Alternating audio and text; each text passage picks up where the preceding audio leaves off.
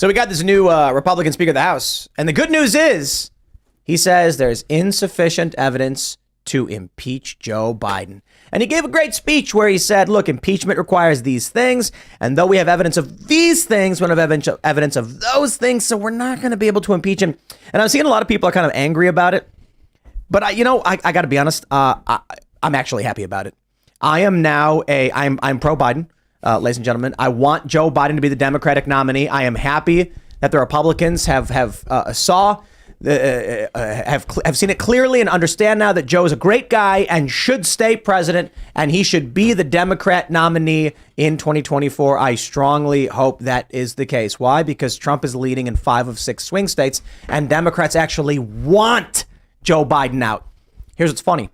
When we hear the news that the GOP is saying insufficient evidence, you try pulling up stories. No news outlet is running a headline breaking Republicans say no impeachment of Biden. They're not doing it. They're running these passive headlines of like impeachment may be slowing down because the Democrats and the corporate press are like, we needed the Republicans to boot Joe Biden.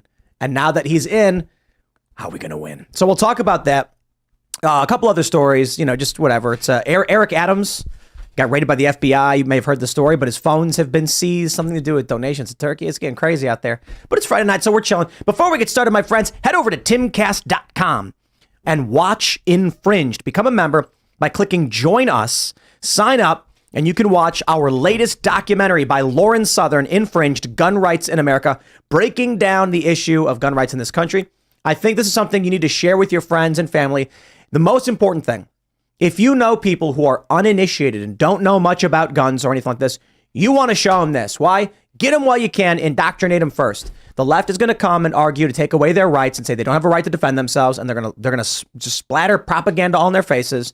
We made this to explain why you need the right to keep and bear arms. Aside from crime, it's fun, but also, more importantly, democide, how governments historically have killed their own people and how these problems have come to be. If we do not remember our past, we are doomed to repeat it. So definitely check us out at timcast.com. Become a member. We also have members only uncensored shows Monday through Thursday. None of those up today, but we do have the members only Discord where you can hang out with like-minded individuals, and they have their own shows running, and there will be an after show in the Discord. So check it out. Smash the like button, subscribe to this channel, share the show with your friends. As I mentioned, become a member at timcast.com. Joining us tonight to talk about this and everything else is Tayler Hansen. Good to be here. Who are you? What do you do? Name's Tayler Hansen, as you said, and I am a field reporter for Tenant Media. Right on. Bop guy? I thought that was you. The Bop guy, too, apparently. Yeah, yes, I get that and, a lot. we did our first episode of The Culture War on Tenet Media on YouTube, so definitely subscribe to that. We're super excited about this. Basically, we're going to have like this independent media supergroup thing going on.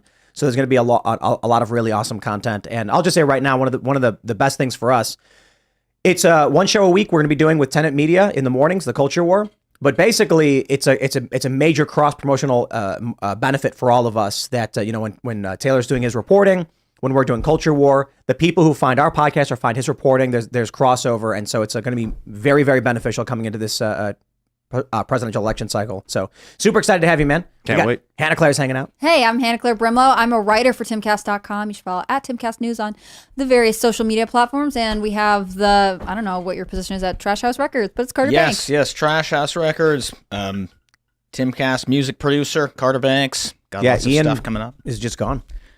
He was talking smack about how he was going to beat everybody in poker and then didn't show up. I was supposed to lift with him today. Ghosted. Really? Ghosted, man. He's probably playing Baldur's Gate 3. He was live streaming about. Okay. I think he was live streaming about the underground city or something like that. Well, hey, whatever floats his boat. We got Serge pressing the buttons. Yes, I'm here on Fridays. It's a new one for me, but I'm excited. It's always good to see you, Taylor. Always. Pleasure. Let's do it, Tim. Here's the breaking headline from the Washington Post. Momentum behind impeachment increase slows under new speaker. Now, hold on there a minute. Why aren't they running the major headline of Speaker of the House says no impeachment? They want Joe Biden impeached. They're like, come on, Republicans, you have to walk into this one. So we have this video. Ed Krasenstein, you know him, you love him. He tweets out this video. Let's play the clip for you so you can hear it yourself as to why he's saying no impeachment at this time.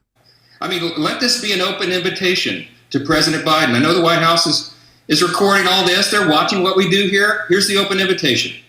President Biden, Secretary Blinken, any of the Biden family members and associates, or anyone who seeks to clear their name. Anybody involved in this investigation at all, you can come right here. You are welcome here in Congress to our committees.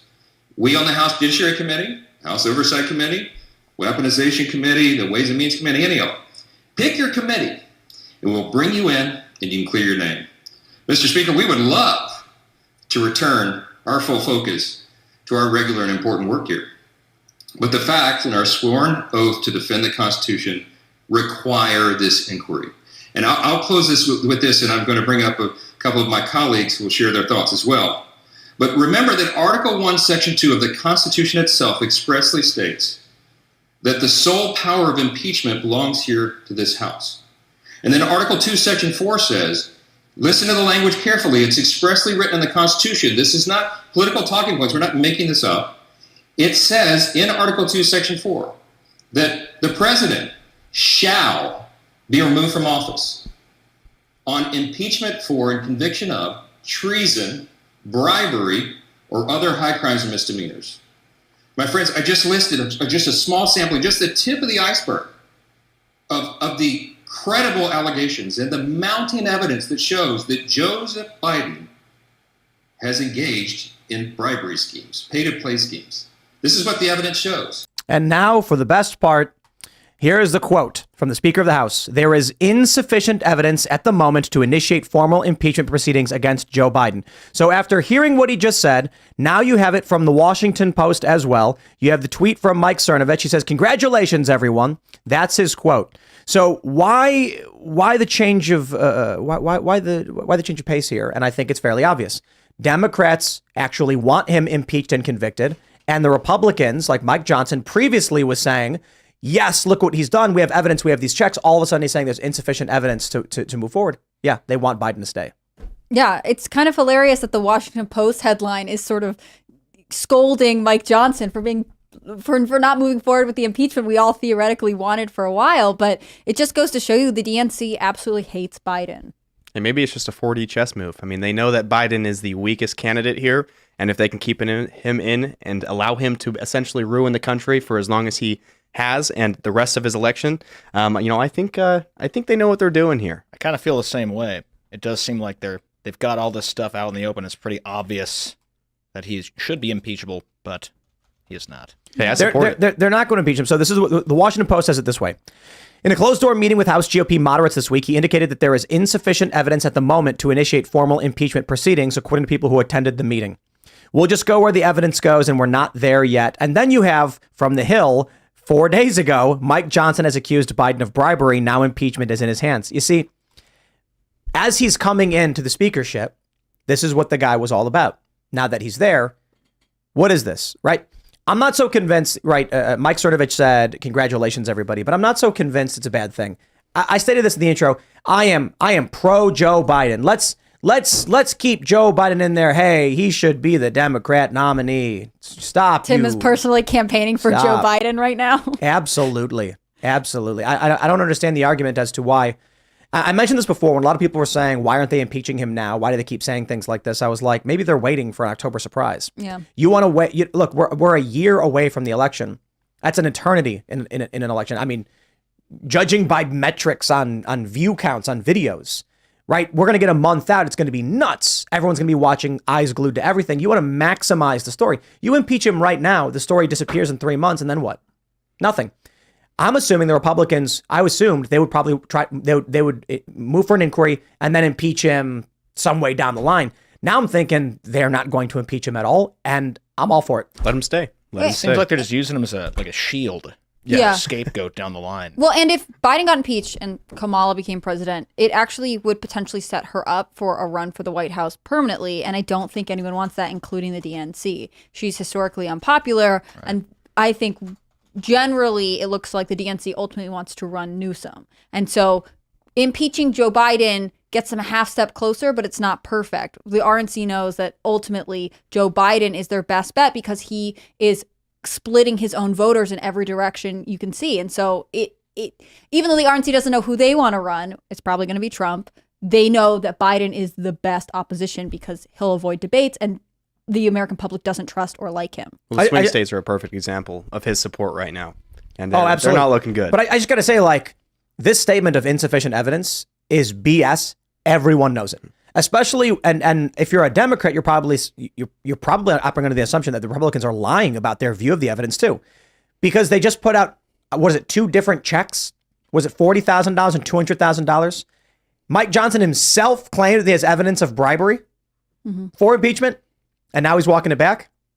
This is funny because it's like, it reminds me of the beginning of COVID when it was people on the right being like, wear masks quick. And Fauci was like, you don't need to be wearing masks. And then like within a month, Fauci was like, it's best to wear 2 masks. And then all the conservatives were like, no, you can't make me wear a mask. I'm like, this is a weird game of cat and mouse or something. Is the question then, are House Republicans actually doing a disservice to the American people if they know that he's impeachable, even if it's strategically for the election, it's better to leave Biden in? Are they failing in their own responsibilities by not impeaching him, right? I'd say yes, they're failing in their responsibilities, but if you want to win an election, you got to do things like this. And clearly, we have lost election after election after election. I mean, you saw Vivek tear into Ronna McDaniel on the stage. Oh, it was amazing. It was beautiful. It was the best debate performance I've ever seen. And, some people said, yeah, but what about Trump? No, Trump had his moments, but Vivek across the board, every step of the way.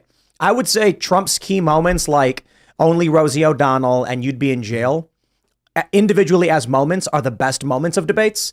But the sustained performance Vivek had, just ripping the machine to shreds, I think was the best overall. Yeah, but I was told that Nikki Haley won. Okay. That is true. She won in our hearts and minds, just not in actual reality. She didn't win anywhere for me. No, I'm just kidding. No, I think part of the thing about Trump is that he is a sustained, I can't talk tonight, sustained performance throughout his whole campaign, right? There is a personality. People who go to his rallies really feel affected by them. He's able to draw support that way. And I think you see the charisma that Vivek has, and that is potentially great. The problem here is that the RNC's preferred candidates like Nikki Haley and Ron DeSantis can't handle it. They aren't performing on this level, and the RNC is not willing to recruit and work with someone who has that level of charisma. I want to give a shout out to our friend Ed Krasenstein over here, a liberal personality on Twitter, who said, it's all theater. It's all an attempt to create these bogus headlines of corruption, bribery, and Biden crime family narratives. That's right. I am outraged. Joe Biden is a good man. He is an American hero, and we should keep him in office to run again. Hey, I'm pro Biden all the way now. Let's go. Now that we're seeing the swing state polls, we're like, no, Biden, stay. Yeah. Because they're going to bring in someone else. Look, it can only go up with Newsom. I don't know if Newsom can beat Trump. But like Biden leaving, it only goes up. However, I do want to say it would be very satisfying to see Biden both impeached and convicted as the first president to be convicted. That'd be, I don't know, but I'd rather just have Trump be president. There are pros to all sorts of situations. I mean, obviously, I think RFK is like, no, leave Biden where he is, because it is perfect for all the independents running this year. Jill Stein just announced she's going to run with the Green Party. Like, oh, did she really? Yeah.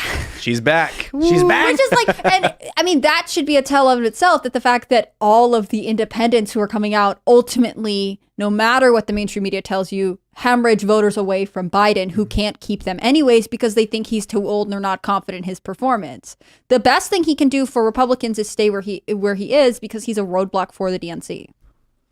Yeah. But again, theoretically, if he did all these things wrong, he should be impeached. And so it is interesting. What is the right path forward? Winning.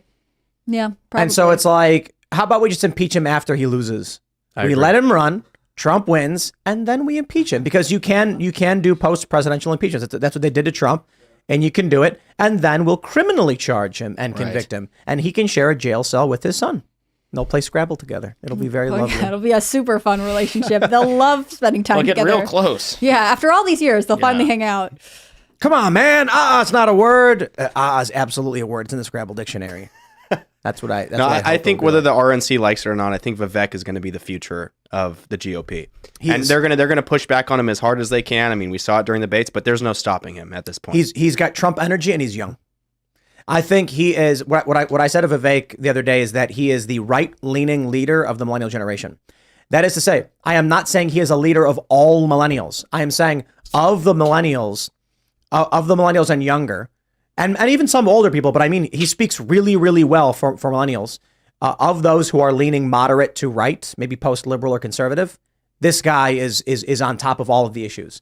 I am not saying for each individual person, he is the best candidate for you and that you would like him. I'm saying he has a wider base across millennials leaning to the right. And so he is like the front runner for our generation. And I think with a slightly different personality, if he wasn't so willing to be front of stage, he actually would have been an RNC top donor and kingmaker in a lot of ways. He has the finances and he can spot where certain issues are leaning. I mean, he is good and he's well versed because he recognized where there was an opportunity for the conservative movement to grow. And if he didn't want to be the person in charge, if he wanted a more backstage presence, he would have been the guy that Ron McDaniels goes to and is like, please, please, please, who do you like? Please give us money to support them. And it would have been a position of influence that I ultimately hope there is a young millennial with good American first values having. But right now, Vivek is sort of the leader in this category. I'm kind of leaning towards just banning super PACs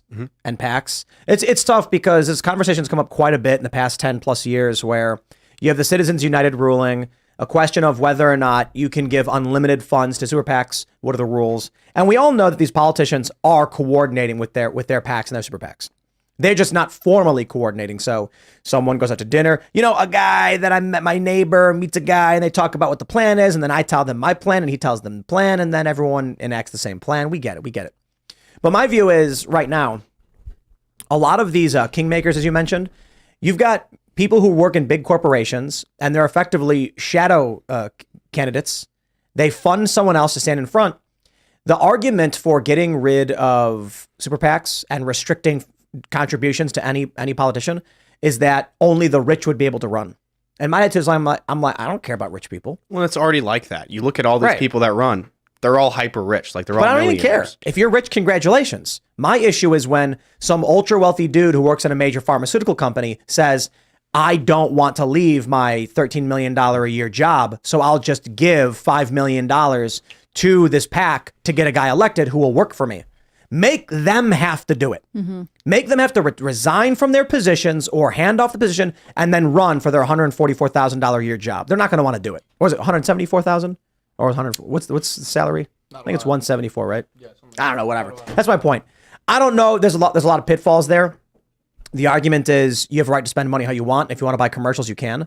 And then people argue all that'll happen is billionaires will buy commercials for candidates. And so it's an issue of, you just don't allow that, but it's almost impossible to restrict because of free speech. If I want to say, I like this policy, should I be banned from buying ads saying it? It's impossible to actually figure out where the line is going to be in legislating something like this. Yeah, it's really difficult. I think ultimately there's no way to divorce American politics from the influence of wealth, and maybe there should be more safeguards in place. I think the thing that I am most interested in is the way that wealth could influence smaller elections, but we actually see more political donors, even at the the elite level, become active at the presidential. I would like to see people who have the money, like maybe there shouldn't be super PACs, but either way, in the current system that we have, wealthy donors hopefully would be more active on a local and state level and not just only come out every 4 years. Well, the donor class is always going to exist. There's really nothing you can do to stop the donor class from giving people money. I want to jump to this story from NBC News. I love this. How the GOP muzzled the quiet coalition that fought foreign propaganda. Ooh, that sounds like the GOP's up to no good. What's this all about? The FBI put a pause on briefings with tech companies due to an ongoing lawsuit, adding to a broader breakdown in a system meant to guard against influence operations and to ensure election integrity. I don't buy it for a second. These people are evil as evil can be. But let me read you the opening paragraph. A once robust alliance of federal agencies, tech companies, election officials, and researchers that work together to thwart foreign propaganda and disinformation has fragmented after years of sustained Republican attacks. Man, it just reads like propaganda. Republicans are so mean to the FBI. They just are descriptive. So an illegal and unconstitutional conspiracy between intelligence agencies and tech companies to silence the opinions of American citizens has been thwarted. And they're crying about it. You know what's really funny? When these things happen, the one thing you got to do is look to who gets laid off. What's this? Around the same time that NBC is reporting the fracturing of this government coalition, there's a bunch of layoffs being reported at various digital media outlets. I wonder why that is. How much do you want to bet the federal government is illicitly supplying funding to digital media companies to hire people specifically for the purpose of lying to manipulate the public? Well, didn't Vice just lay off some more people and Sure Jubilee did. completely shut down? Jezebel's gone. Yeah, Jezebel. But that's just a public service. That's good for No everyone. coincidence. Yeah, no coincidence. And they're like, you know what? Our business isn't aligned. And I'm not saying that these companies are funded by the CIA or anything like that. But if you do the research, and there's a lot of stories that we've talked about over the years, and stories that I've covered several years ago, you do often see this. There is government programs that provide funding that typically get used for propagandistic efforts. We know that the federal government provides crap loads of monies to public radio, which gets they do this game where it's like NPR doesn't get government funding. And then it turns out that no, some other organization gets funding, which then provides funding to NPR. So it's circuitous, but we see what you're doing. The CIA would never fund something to further push their interests. They've never done that, right? But I do think it's interesting. And that's all I'm saying. I am not saying I have any evidence. I'm saying it's very interesting that whenever you get these stories of like government programs ending, there's a bunch of layoffs in the corporate press. How about that? So what's the story about? The tech companies were colluding with the government to suppress the free speech of American citizens in violation of the First Amendment. They got caught. The Republicans are shutting them down, and now they're whinging about it. Do you think people read this first sentence, a once robust alliance of federal agencies, tech companies, election officials, and researchers, and think these are the people I want to have in a These robust are the good alliance? guys. Yeah, these are the good This ones. sounds like it really is looking out for me. They've Or do you ruined the think word integrity. that's true? It means the opposite, right? But I just wonder if the average American looks at this and says, oh, they are trying to pull one over me, because people don't trust the government. Some do. Some portions of voters really trust it, but a lot of voters are skeptical of it. And so it makes me think if you saw these words strung together, you'd be like, this is a good thing. We don't want this once robust But the way they alliance. write it, they act like it's such a big tragedy. Yeah. These people are abject evil. I'm sorry. The CCP is evil. I think I can't speak too much to Vladimir Putin because I don't know enough about Russia, but he appears to do many things that I would describe as self-interested and evil. But the CCP, I think, takes the cake. Russia may be a bit more vague and nebulous in terms of... CCP is bad, though. CCP is just abject evil. We can see the things they do in terms of militaristic expansion, the way they seize property, the way they control the lives of the people who live in China, the videos of people being tortured by police. Yeah, it's not a fun place to live. I'm not saying Russia is, but they're not as bad as the CCP. Still, I'm not a big fan of Putin. But these intelligence agencies and the things they're doing, this is evil. I'm sorry. They might sit there and think, I'm the good guy. No, you're a crackpot, evil despot who thinks that your life is better than someone else's and you have a right to dictate what they think and do. You don't. I'll tell you what my view is. My view is more like, if the American people believe stupid things, they're allowed to believe stupid things. And then the intelligence agencies are like, but we have to go fight Putin. And if the American people are doing stupid things, we'll fail. I'm like, that's too bad. A decentralized system is better than a centralized one. And here's why. If it is that 60% of the Americans are so dumb, they vote for a dumb policy, which causes problems for this country and serious ones. It is better than if you have one crackpot who believes tons of crackpot things and then drives the country into the toilet. What appears to be happening now is this country is no longer operating in a decentralized way. So we are getting hyper-centralized, ideologically driven crackpot decisions by the deep state, which is destroying the country.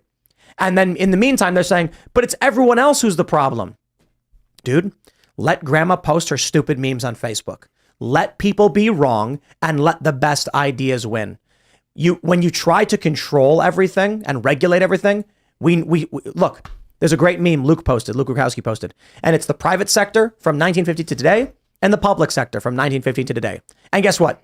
The private sector, it's like, this gigantic box computer in a warehouse and then a cell phone. And the public sector, everything's the exact same. Nothing improves. What these people do is they're stuck in this stagnant reality where they can't adjust to the changing world, and they think that the solutions are going to be 50-year-old solutions. They think that they have to control the minds of the American people but this stagnates our ability to solve our own problems. So how about you let grandma post her memes, you shut up, and we'll vote for who we want to vote for, because we would be infinitely better off if Donald Trump won in 2020 than where we are today with a crippled economy on the verge of World War III. Hey, y'all lost the Ukraine war. I don't even think Putin would have invaded if Donald Trump was president. Here we are. Next thing that's going to happen is China's going to invade Taiwan, and Joe Biden's going to go, "Bro, come on, man." And if Donald Trump was president, at the very least, these things would be happening slower. But I also think they probably wouldn't be happening at all. Well, you see the parallels between how sensitive the CCP is about controlling information and about criticism within their own country, and it's almost like America is. I'd say slowly, but more now fastly shifting to that same direction of you have to censor online, you have to absolutely control grandma's memes online, even if they're inaccurate or if they're accurate. And it's like America is essentially becoming the exact same thing that the CCP is, trying to control and centralize all this information. And they're just so sensitive. You can't critique the FBI, you can't critique these agencies, and if you do, you're going to get censored. Yeah, I mean, it makes me think about the Twitter files, right? When Twitter files got released, mainstream media was sort of like, we don't want to acknowledge that we all knew this all along, and now we definitely have evidence that there's collusion between tech companies and federal agencies. And instead, later, they're like, how could you guys ruin our awesome relationship that we're actually very proud of? It seems like such a strange world, and the American voter is just expected to go along with it, right? I think that's the most insulting part. Communism. They didn't expect Elon Musk to buy Twitter. Oh, yeah, I know. It's amazing. It's a fun plot twist. And Vijaya was crying, and I bet she cried a lot. But not because it's like, oh no, an evil man is going to make hate speech. No, because she's like, he's going to find what I said. And that's what happened. And then, here's the crazy thing too. I wish that Elon just dumped all of it. Oh, yeah. He didn't. It was select, it was search, and there's reasons for it. I mean, there's going to be stuff in there about passwords. There's going to be stuff in there about financials. That's too bad. I really wish he was just like, I bought Twitter and I'm going to publish everything. Their entire servers are now open to the public. Have fun. Well, Vivek on Luke Radowski's podcast after the debate, yeah, if I can speak today, he laid out like almost a good 5-year plan about basically releasing Twitter files, but for all social media agencies, and just really exposing how deep all of this goes and how deep the CIA and the FBI actually meddle into it. Mm-hmm. Vivek's basically going up on stage and being like, anyone who's paying attention to what's going on, I have your answers. The problem is, to win votes, you probably have to, like, there's a reason why these politicians behave the way they do. Because Vivek going up there and saying, listen, this is a thing that's happening, a lot of people are going to be like, what's he talking about? And then you're going to get Ron DeSantis or Nikki Haley saying some, blathering about some mindless platitudes, and it just sounds good. I think there is a very serious division between those on Twitter and those who are not on Twitter in America, and it is weird. I mean, news moves much faster on Twitter, and there's information that circulates that becomes fact. Not saying it isn't fact, but becomes more publicly known. And then you'll get voters who don't use Twitter or who are just only really on Instagram, maybe check Facebook once in a while. And I honestly applaud those people, right? They're probably just living their lives, having a good time. On the other hand, they are not aware, and maybe they would feel the urgency, but they aren't moving as rapidly as everyone else. It's like painful to watch every day, but you have to. Otherwise, if you miss a week, then you miss so much. But some people can't. They have other things to do. You know the meme of the two guys on the bus? And one guy's looking at the dreary rocks, and the guy's looking at the valley in the sun. Mm-hmm. And the guy looking at the sun is smiling, and the guy looking at the cliff is sad. Someone posted that. It might have been. I don't want to drag the wrong account, but it was an account I follow. And the guy looking at the dreary cliffside, it said people who read the news or people who watch the news, and then the people smiling said people who don't watch the news. And I was like, the problem with that is that it's technically the other way around. A lot of people are like, man, the news is so depressing, though. Yeah, but here's the thing. What it should be is, if you want to do that, the guy who's watching the news is sad, but he's alive. And the guy who's not watching the news has a bunch of needles in his back, has a guy stealing money out of his back pocket. His kids are being dragged away by a creepo. And he's just like, I have no idea what's going on and I don't care. And it makes me happy. It's like, let the world collapse all around you. Let your children be indoctrinated and groomed. Your money be taken to blow up kids, to get injected full of crazy, whatever drugs the doctor, is claiming you got to get. And that's when you don't know what's going on in the world. You don't pay attention.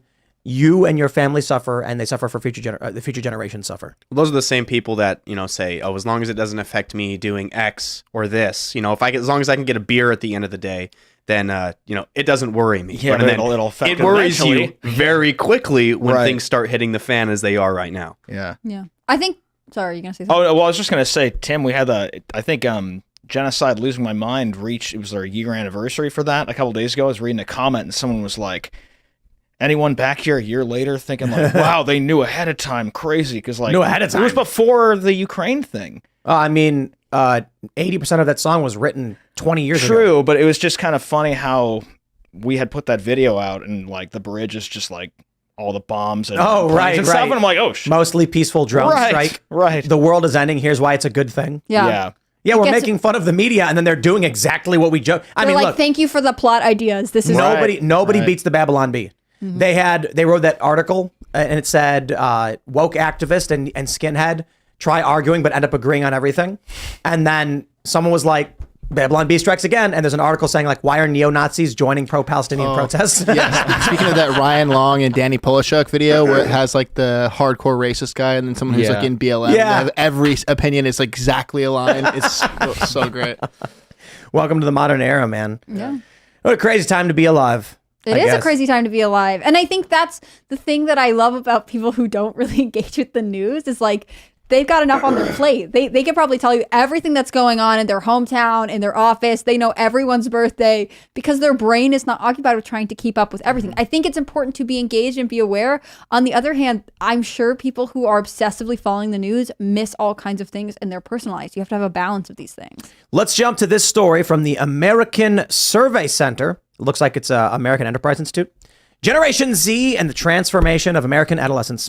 How Gen Z's formative experiences shape its politics, priorities, and future. And I need only throw it to Matthew Iglesias so we can give you the breakdown of one of the most important things they found. Lo and behold, my friends, Gen Z support for same-sex marriage drops from 2021 to 2023. In 2021, Gen Z 80% supported same-sex marriage.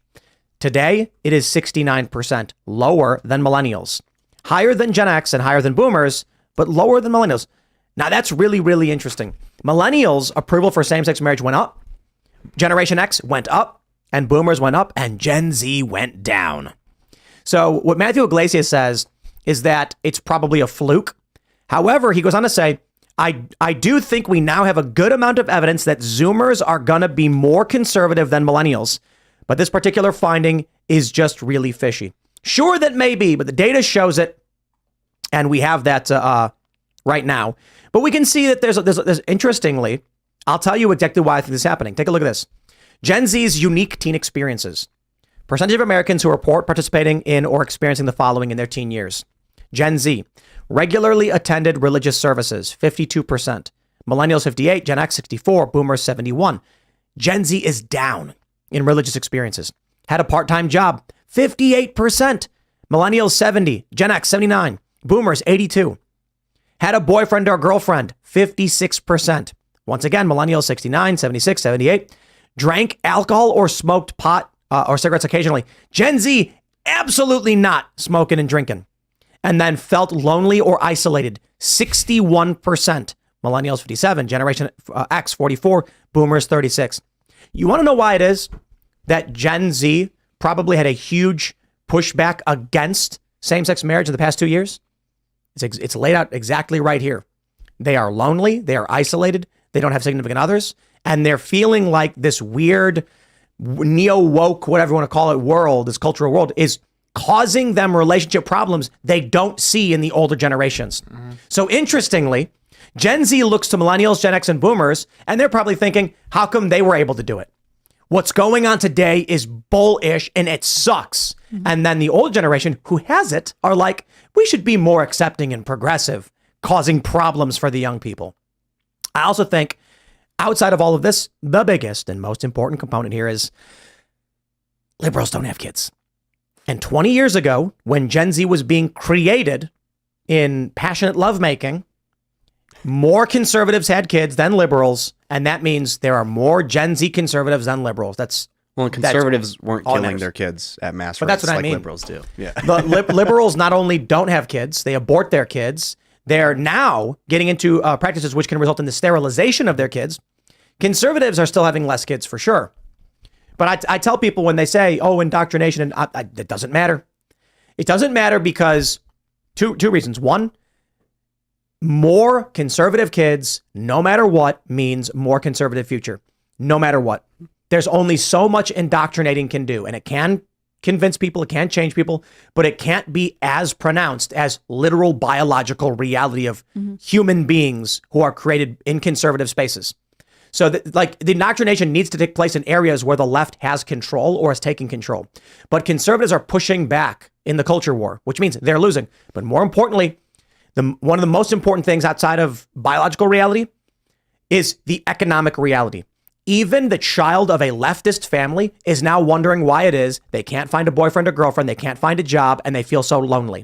And they're looking around them and saying, everything we have is worse than what it used to be. And so you're going to get people who are going to keep saying return. Well, but with the V, you know what I mean? I love this chart because it just tells you the baby boomers were out living life, and then we restricted, locked down, and plugged in Gen Z. Yeah. I mean, every generation here got progressively more online, and Gen Z was the first generation to live through a lockdown because probably more of them. But these experiences, the culture, the community are really valuable things. They shape who people are. And so the idea that Gen Z is worse off is because they are actually isolated, right? They are unhappy. And so they're looking around and saying, we talked about this once, the fact that Gen Z, especially you'll see it on TikTok, they're obsessively trying on different fashion trends from decades before. And they're saying, we wanted what you guys had. We're trying to find what this is. They want the baby boomer life where they can go out without their cell phone and go get, drunk in the woods with their teenage friends or whatever kids did, because they can't do these things because their life is perpetually online and they have no social community. Well, when you see how cancerous the dating pools are nowadays, too. Yeah, it's insane. This not had a boyfriend or girlfriend. I'm sorry, but the baby boomers didn't have the situationship. You know what I mean? Like they actually did something about it. I have the answer for Gen Z. Listen. If you are wondering, go to church. It's crazy. I went to church when I was a kid, stopped going around 12, never went again. But I'm telling you, it's not about just like some faith in God or anything. It is about being part of a community that looks out for each other. And if you don't want to do that, that's fine. You need to find a community and build one up. See, the issue is for the boomers, 71% were going to religious services. So of course, they were able to have a boyfriend or girlfriend. Of course, they did not feel as lonely or isolated. Surprisingly, they drank and smoked way more. And this is pot or alcohol or cigarettes. So they're probably all smoking cigarettes, to be fair. But the reality is, when you look at this chart, regularly attending religious services means they are constantly in a social environment. And Gen Z, less likely to do so. It was crazy. I saw this video. It went viral like a year ago of this moderately attractive, like 24-year-old woman talking about how she was basically an incel. She stayed at home all day. She had no boyfriend and she posted things on the internet. And I'm like, that's weird. Like I can understand that for a 24-year-old guy who does not know how to do these things. But I was like surprised to learn, man, even for young women, they're experiencing many of these similar things because it's not about whether you're a man or a woman for the most part. It's whether or not you know how to socialize or you are a terminally online person. It's almost like skewing gender roles is a bad thing for dating. It's almost like women are supposed to be women and men are supposed to be men, and we have a mutually beneficial relationship. And when you start to skew that, it makes people more lonely. I mean, no man is going to go hang out with another man that was a woman, and you're not going to seek that exact same relationship. I mean, some of you might, but it doesn't work out. I think it progresses into marriage too, right? I mean, as soon as we sent women to the workforce, we saw a complete collapse in their more traditional roles. Like volunteering went down. This is typically something women manage in the home. It's typically women who organize the social calendar. And so if you have two working people who are obsessed all the time, plugged into their laptop job, the idea that there's community that they foster among themselves and among their children just completely goes away. People don't realize how important the gender roles were for society. They think it's just something that happened to oppress women. Take a look at this one. Gen Z adults spent less time with friends as teenagers. This is crazy to me. Gen X, 60% said during most or all of my teen years, they hung out with friends. 29% said during some of their teen years, and 11% said not at all. Only 40% of Gen Z says during most or all of their teen years, they regularly hung out with friends. That's crazy. Mine is, if someone asked me during all of my teen years, all I did was regularly hang out with my friends. There were points in my life when I was like 14. I wouldn't go home. I would stay over at my friend's house all night and we'd play N64, like the four of us. I had friends, we were in a band together. Then I started skateboarding. My friend group got bigger. All we would do is go out and skateboard all the time. And then when I stopped going to high school after a couple months, all we did was go out every single day and skateboard. It is crazy to me to think that there were kids in Gen Z that literally were not hanging out with friends. But think about the effect of COVID, Internet. right? The internet and sure. COVID. There was literally years that high schoolers went from being like I know people who were freshmen in high school the year lockdown happened, right? Then for the next basically 2 years, but is that Gen Z? Yeah, they'd be Gen Z. Yeah. And so they wouldn't be in school. I mean, this is true of a lot of people. And if you're not, I mean, this is true in a lot of situations. You have to start making friends too in order to maintain friendship. So if they never got that introduction, especially during this age where socializing is actually something the brain desperately needs to practice, then you are it's more challenging to make friends. It gets more comfortable to stay online and talk on anonymous, internet forums, whatever else. The internet is good in a lot of ways, but ultimately, I think a lot of people have been using it to avoid practicing normal social skills that baby boomers just did because that was how we operated as a society. This is crazy. Take a look at this. So influence on parental education. Kids who had two parents were substantially more likely to take private art or music lessons, play in a competitive sport, regularly attend religious services, and substantially less likely to drink alcohol, smoke pot, or cigarettes occasionally. Unsurprising that two-parent homes are better. Now, with no degree, that's college degree, which is interesting. Two parents with no degree was less likely than single parents to play a competitive sport. I think that one makes sense. Single parent probably says, I'm going to drop my kid off at soccer practice so I can go take care of business and then come back later. But still regularly attended religious services, still less likely to drink and smoke pot, still more likely to take private art or music lessons. Single parent across the board seems to have it the worst.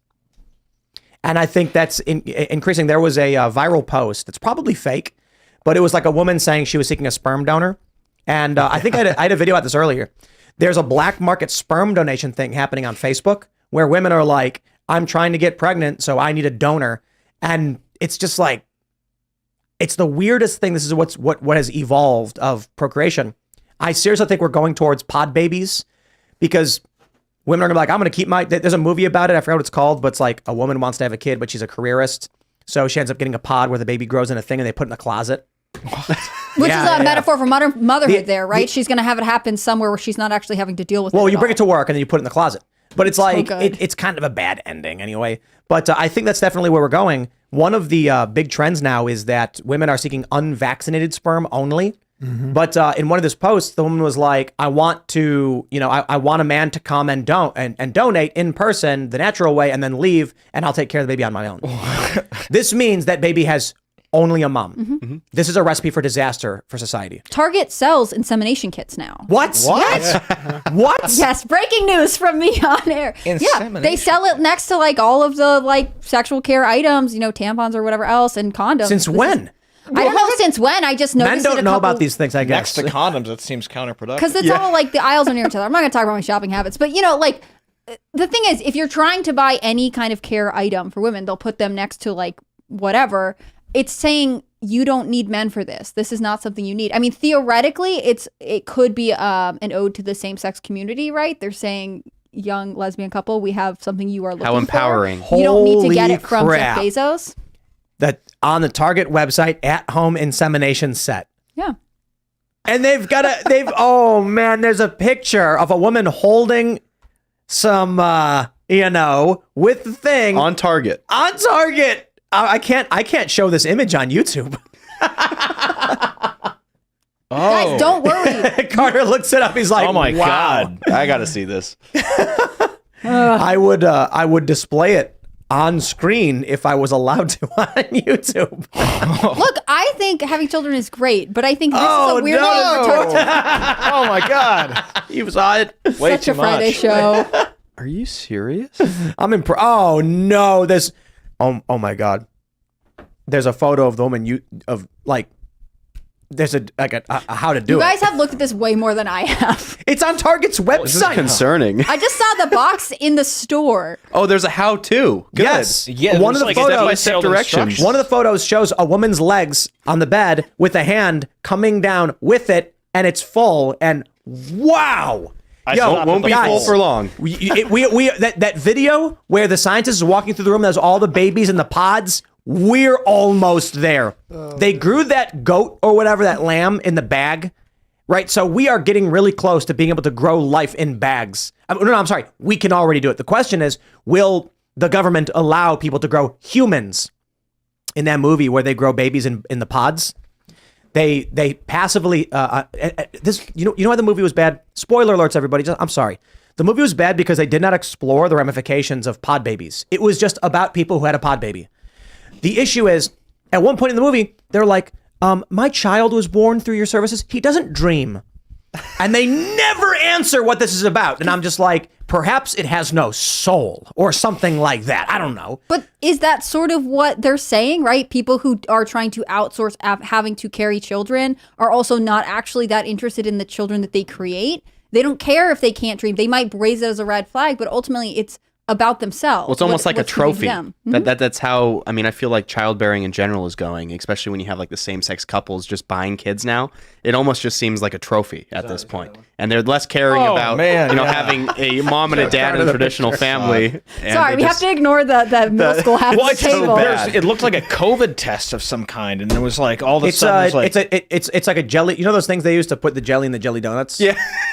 I hate it here. This is gross. Jelly donuts You brought it forever up. ruined. next up, true. Target selling the listen, sperm hey, too. Hey, we are talking about the struggles of Gen Z and how they want to have families and why their policies are changing. And you mentioned Target selling at-home insemination But kits. isn't that weird that we Target men is did like, not bring this up. It's weird to me that Target would be like, well, let's just embrace the fact that we actually don't care if children have fathers present. We're just trying to see that this you can have a child and we don't really care what happens. Like I think, your family planning business is your own, but I think ultimately we would like a culture where it wasn't just widely accepted that we expect the family unit to be broken. I'm calling it now. At all like these pride rallies and stuff, you're going to start seeing Target insemination kits being given out. You're going to see it in a few years. it does seem Probably like at the logical schools. next step. No, but I mean, this is the other thing. Like, I think in like 2012, Pew Research released a study saying that the children of same-sex couples ultimately are not they don't thrive the way children of heterosexual couples do. And this always makes people mad, right? Because they're like, how dare you question the same-sex community? Yeah. But ultimately, you can't live in a universe where you acknowledge that same-sex parents are not the same as heterosexual parents, especially when we know fatherlessness is one of the main reasons that children struggle with, like women are more likely to experience teen pregnancy if their father's not home. Men are more likely to be incarcerated if their father's not in the home. Well, the violent rates, especially too. Mm-hmm. Children tend to be significantly more violent if they're raised in a single person household with just a mother. Yeah. And there's no coincidence. I mean, there was it's- that first grader who brought his mom's gun to school and shot his teacher. Oh yeah. He's raised by a single parent. It's not to blame her for anything. But Well, a single mother specifically, right? Yes. So my question when we were talking about this in the Culture War podcast was, are we not tracking for the detrimental effects on single father families? So I'm wondering if single father children raised by single fathers do better than single mothers. but better and by what metrics? So what we find is in education and less likely to commit crime, less likely to do drugs. Are we checking mental health and social well-being along with that? Because I would wonder this based on just like a general biased view of women tend to be more focused on social issues. Men tend to be women are subjective, men are objective. So when you have a mom and a dad, the dad is the disciplinarian or he's the tough guy, he's the leader, but the mom is the nurturing and the caring and the social. Mm-hmm. So my question would be, would we be able to track over large populations that if a child is raised only by a father, they're less likely to be emotive, artistic, creative, but more likely to be disciplined and, not doing drugs and stuff like that.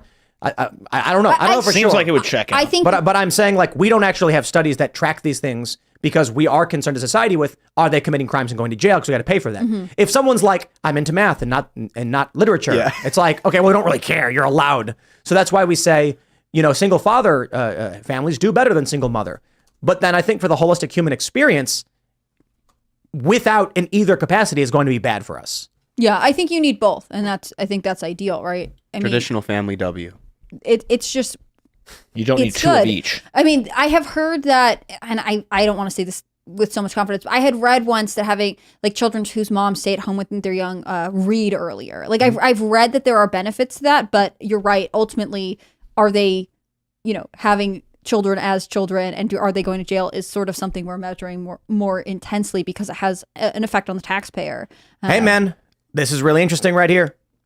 Nearly half of white Gen Z women are liberal, but that is the headline I would not use. Percentage of white Americans who are liberal. The majority of white Gen Z are conservative. The majority of white millennials are conservative. The majority of white Gen X and boomers, the majority across the board for white people in this country, they're conservative. That's really interesting. Yep. So Gen Z, only 28% of Gen Z males identify as liberal. 46% of Gen Z women identify as liberal. I wonder if they're saying like liberal within like the confines of the traditional liberal and conservative, or if they're saying like, oh, I don't want to call myself liberal because I consider myself leftist. I wonder if that's part of it. I don't know how much that would actually sway the information. Maybe you'd have to go into the cross tabs, look at the questions, but that is a good question. Oh, I love this. Gen Z and millennials were less trusting of political leaders growing up. Nice. And still to this day. Nice. Good work. Look at that. Good work. Millennials and Gen Z equally based on whether or not we should trust politicians. Yeah, I saw that. It needs to go lower. It needs to go lower for sure. Sweet silent There's generation. like 3. Look at them. Yeah. They're like, I just believe everybody. They had no access to the information that we have now. Yeah. This is the problem with the silent generation watching their MSNBC. They're like, but Joe Biden said it's true, so it is. It's like, And he would not lie. He is the president of the Never. United States. This is really fascinating. Video games and online gaming. 7 in 10 Gen Z men played video games in the past week. I played video games literally like 3 hours ago. I played video games right before we came on this podcast. Oh, that's right. Literally 10 seconds. But you see, that was work because you were playing an entertaining show Fair called enough. We were Gamer streaming. Maids. What were you playing? It was just Mario Kart. Oh, Mario Kart. I was playing Baldur's Gate 3. Nice. Yeah, I've beaten the game like 47 times already, but there's just so many different stories and pathways you can take. Look at this. Gen Z, 71% played video games. But even more women play. Yeah, but they're playing Candy Crush. Yeah. I mean, even if they're playing Sims 2, they are online. That's true. Is the thing. That's true. They're doing whatever they are. They're avoiding all social interaction at a higher rate. It looks like, look at this graph compared to the graph of loneliness in Gen Z amongst men too, because men are now going to video games for their social outlet. That's I gotta play video games outlet. with Gen my Z. friends. Gen Z, listen. Gen Z men. If 71% of Gen Z men are playing video games and 41% of Gen Z women are playing video games, that means that right now, outside, there is a disproportionate amount of females to men. That means it's almost 2 to 1. 2 to 1 for every 2 Gen Z women, there's one guy not playing a video game. Well, there's your opportunity. Go get them, Tigers. They may be at work though. Yeah, That's they're the ones fair. with the part-time jobs. I think the challenge too is if you take a look back at the other metric, these Gen Z men, they're like, look, you got 72% of Gen Z men are not liberal, and 46% of Gen Z women are, of white Americans, and so they're probably meeting women, and the women are like, are you into insert insane psychotic woke thing? And they're like, no, thanks, have a nice day, I'm not interested. This is another reason why they're probably like, I am sick of wokeness, I am sick of the left. Yeah, everybody's crazy. Dude, that's why you see this new thing about passport bros, leaving the country is because of this. It's because they can't stand it. I know that from personal experience. It's like you Passport bros, Oh, dude. it's reality. It means that you leave and go to like say Cambodia or Thailand or Japan, for instance, to go and find your wife because you can't find anyone. I mean, yeah. Back in the day, we called them mail-order brides, and you got them from Eastern Europe. True. They still exist. I will tell you this right now, though. Gen Z women are gay. But Or overwhelmingly, they think they are. They say that for majority- sure. They definitely the majority. claim to be. They're I mean, treated as such. I meant that literally. The study says right here, 1 in 3 Gen Z women identify as LGBT. That's And they wonder so why the true. dating pool is It's true. absolutely You're right. ruined. It's so weird. But hold on, gentlemen. If women are playing video games, and that means outside, it's nearly 2 to 1 for every, it's not necessarily that they played a video game in the past week. I get it. But my point is, if a third of Gen Z women are LGBT, that means for these dudes, there should be tons of ladies out there, and a great opportunity for you. Yeah. You just have to go out and do something about it. I mean, this is the that's thing. really it. This is the issue, right? So the thing about baby boomers is that they lived in a more formal culture, right? You didn't have, I'm going to text you on an app and then maybe we'll hook up a couple times and then we'll leave and we don't know what we're doing, whatever else. There was more procedure in what you're doing. And I think that was an open conversation in society. It's not to say that the baby boomers were perfect. It's just that this was this is a social norm that we have let go. And I think that makes it harder. I think a lot of young men don't know where to start. And especially, you know, in the day and age of Me Too, a lot of men are afraid to say like, well, I didn't know how to approach her, so I just didn't because I didn't want to be a creep. I didn't want to seem weird. And so we have to reinstate avenues of pursuing women that exists in a way that everyone is like, yes, this is a good way to do it. Because otherwise we're stuck between men who want to do something who feel like they can't because, you know, whatever could happen, and then men who do something about it in a really sketchy, shady way that leaves women because there's dissatisfied. still a group of people that do approach no matter what, but they're typically the creepier kind. You know, I got to say, just back to the original metric we pulled up, that Gen Z supports same-sex marriage less than millennials, and it's going down. People need to understand what that's going to mean in 10 years. In 10 years, when Gen Z are in their 30s, a large portion of economic power is going to be in the hands of people who are increasingly rejecting same-sex marriage. This could mean within like a generation or two, you get the overturning of Obergefell. Like it does not matter, or I should say, it matters very little that you convince someone of your ideas. It matters that young people are growing up with the ideas and then eventually take over the economy. See, a lot of people seem to think that a lot of what goes on in politics is we're in a constant battle of trying to convince someone to agree or disagree. And there's people in the middle being like, well, I just don't know. Nah, the reality is how many young people grew up in an environment where they firmly believe, based on their worldview, a thing is more or less likely to be correct. And so this is what's happening. For whatever reason, Gen Z has rapidly rejected same-sex marriage. Gen Z is going to have kids. If this trend is among them, what's the trend going to be amongst Gen Alpha? And what comes after Alpha? I don't know. It doesn't even matter, you know? They're all conservative. This is the betas. But here's what's fascinating. It was 2018 when we saw that Gen Z was slightly more conservative in certain areas. And now it's being replicated years later in different ways. I'm telling you, man, it's going to get... I can't see the liberals on the left winning the culture war in the long run. It's funny because I've been saying it, and now we've got more data aligning to my view of what's going to happen.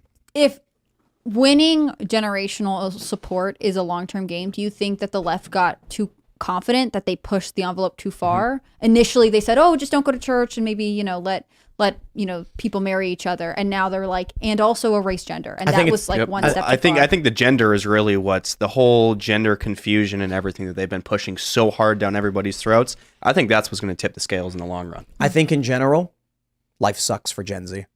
Yeah. And it's not so much that it's, I made a video talking about how it's entirely possible to succeed, but it doesn't, life is not always going to be easier for you. A lot of people look at boomers and like, they had it so easy. I should have it easy. I don't know. You should go start from scratch in the woods. You ever watch that Ancient Technologies channel?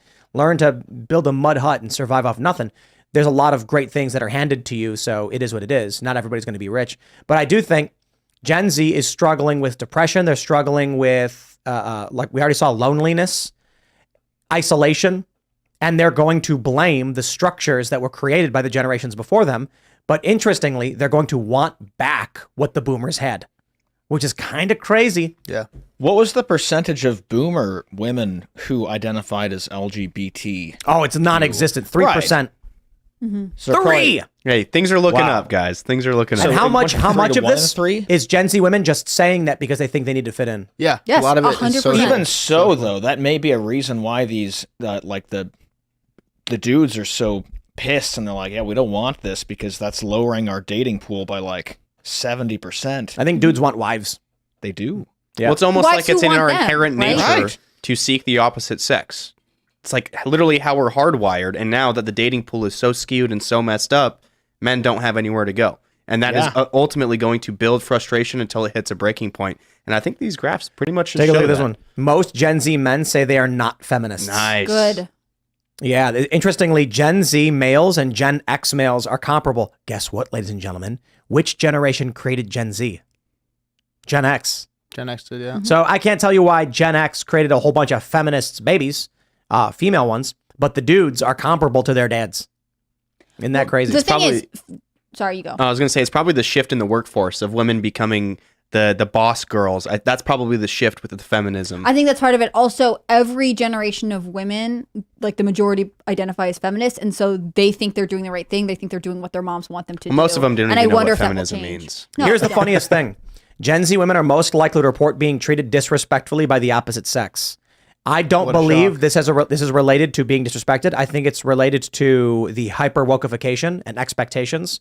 So when you have that video, 5 hours of walking through New York as a woman, and quite literally a man saying hi is considered sexual harassment. Yeah. Women are going to be like, I was harassed today when a guy waved to me. Also, they all said they're lonely and they're not interacting with anyone. They don't hang out with their friends. So when are they being spoken to inappropriately? Right. Perhaps on the video games online. In Call of they Duty. are Definitely on video anonymous, games, and yeah. there's no social check to points. say you can't talk to women that way. Well, and if you've ever played Call of Duty and been in one of those game chats, that's kind of the whole point.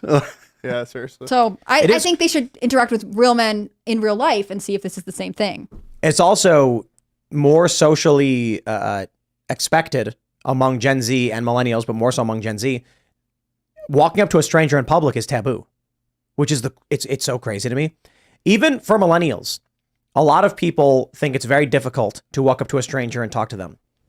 I would be surprised if boomers, I'd be willing to bet, if we did a survey and said, would it be strange or how would you find it difficult to approach a stranger and greet them and ask them how their day is going? Boomers would have it be very low, Gen X lower, and then it would be the highest among Gen Z. Like, absolutely not. Yeah. There's all these like videos where, like I mentioned, 5 hours of walking in New York. What was the one that just what's her face? That one Twitter woman made a video of 5 hours of walking through New York as a gay woman holding hands with another woman. And you know what the funny thing about these videos is? All of them, they only ever show black people. And the argument put forward by the women who made that video, 5 hours of walking through New York, said it's because they edited the white people out. Wow. I'm sure. Yeah, I'm sure that's why. But I mean, like, are they lying? Or did they really do it? Because, like, you can say I'm sure, but I'm kind of like, either way, it's bad. I don't know. Right, even if they Pick which did one that. you think is It's like, bad. oh, because it wasn't Are you saying that entertaining, they, 'cause they like- didn't say anything? They're saying- intentionally trying to be racist, or Or they're saying we edited the white people out because they didn't do anything. So there Right. was nothing to show you. She said something like white men did harass her, but they removed it from the videos for some reason. So either she's What was the racist reason? or the white people didn't harass her, and so Right. So This it's is like, not hey, fair. look. If her argument is that she's a racist, I'm willing to accept that she's a racist and she made racist propaganda. Sure. Like, whatever. I mean, fair Camera just enough. didn't The work point on it is, at the look, time. if our view is this video is BS, you're not being harassed when a guy says hi to you. I'm gonna go ahead and say if this lady's saying she's a racist who is trying to smear a bunch of minorities, I'm gonna take her word for it and tell her her video's garbage and it's not indicative of what's actually going on in society, because I don't think it is. Yeah, the 5 hours of walking in New York thing was so weird because people showed it everywhere, and they're like, "It's so crazy to be a woman," and be like, "Really? Like this is it?" I feel like it's not. It was hard for me not to believe that video was edited. Some of and it then was she had to come creepy. out. Like Yeah, for a sure. guy walking next to her for like 5 blocks and then just disappearing. I'm like, that's pretty weird. When you kind of picked the worst city to film this in, like where I would say the large majority of creeps are, if something's going to happen to you, it's probably going to be in New York. Or you can go 5 hours in LA. You're probably going to have Especially a very Well, similar How video about in we New do York. this? How about we make 5 hours of walking through insert small rural Christian town as a tradcath You're woman? just doing like laps around the town because it takes you 10 minutes to get through the whole thing. No one says No, anything. it's ever. going to be You don't like, see anyone? there's going to be like a regular guy mowing his lawn and be like, good day, ma'am. Hi. And then she keeps walking. Yeah. And that's it. And then there's, or I know we, someone who lives in a small town, a woman, and she was saying she actually loves going to the local grocery store because men are always like, "You look so nice today. Like, hope you're having a good day," and then they leave her alone. Like, I think it's different when you're in a city and you're Yeah, already it is feeling like you're on situational. guard, right? Maybe and we I'm should, not saying that men can't be creepy on the streets, and that's important to like recognize that women feel, not protected. On the other hand, like maybe that's why she walk around with a man who could protect you, and they won't admit that. we should Ooh, do a good twist. parody video where it's like 5 hours of walking through a small Christian town as a trad Catholic woman, and it's like she's got a basket of apples and she's skipping, and there's a guy like, "Howdy, miss," and she's like, "Howdy, sir," and then she keeps walking, Cop pulls up. Are you okay? Are you lost or anything? Can I give you a ride somewhere? All right. and then it's like, and then the inverse is 5 hours of walking through a small Christian town as a lib femme woke woman. And it's the exact same thing, but every time someone says something, just there's a guy like, "Howdy, man," and she pepper sprays Male him. aggression. Yeah. Okay, y'all think I'm joking, but we're going for it. I'm playing this video. I did a video on this earlier. This is a clip from Catch Up feed, not catch up as in, it's in Catch Up with the news. And it says, quote, I have anxiety, I'm indigenous, I'm non-binary. It's a video of a woman who was presumably driving drunk the wrong way down the road, and she gets pulled over. And this is what, I'm sorry, Gen Z, but y'all are going to have to have some explaining to do here. And so we're gonna play this video for you right now. Why are you driving in the wrong way of traffic? No, I just got changed around. I just moved here like 2 months ago. Okay. I just got changed around. Okay. Do you understand what's going on though? Yes. You're going into oncoming traffic. I know, and I just decided that it was better just to turn around and really quick. Okay. But I'm sorry. I just have like really bad social anxiety and stuff. I get you. I don't want to step out whenever you're asking for stuff. Okay. Well, we're past that. Just go ahead and step out. As an indigenous person. Oh, just wait. It gets crazy. Yeah, that's good. I saw clips of this. What was her end of her sentence there? As an indigenous Miss person? Perry? Look. Am I... Well, I'm non-binary, so Okay. What do you go by? it's Kai. How can I refer to you tonight? Kai? Kai. Okay. Hey, I'm smelling alcohol. This cop's trying so How hard. much Yeah, have you he's doing consumed He's tonight? doing a great job. Look at you. 3 drinks. 3 I drinks. need to run you through some tests right now. Stand Wow, facing would me, you ever please. admit to But I that? just want you to know that I also have very bad social anxiety. You and me both. Who doesn't these days? Yeah. Her face is, Traumatic I don't brain believe injuries, you. I'm anything the you only need one to who gets know social anxiety. Yeah, I'm allowed to be a victim. Yeah, right.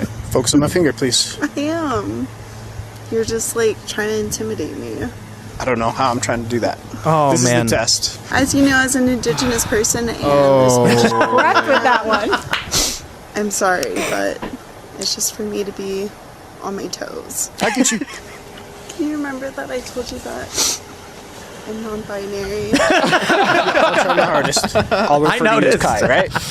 Perfect. I need to know if you have any Poor guy, injuries. he's so or could I anything forget? that He's so prevents you from doing a standard professional. He's walk like, or turn okay, I'll remember. I don't Look, know. look, He's look. holding it together. Do you have any Any injuries? physical injuries? Mental.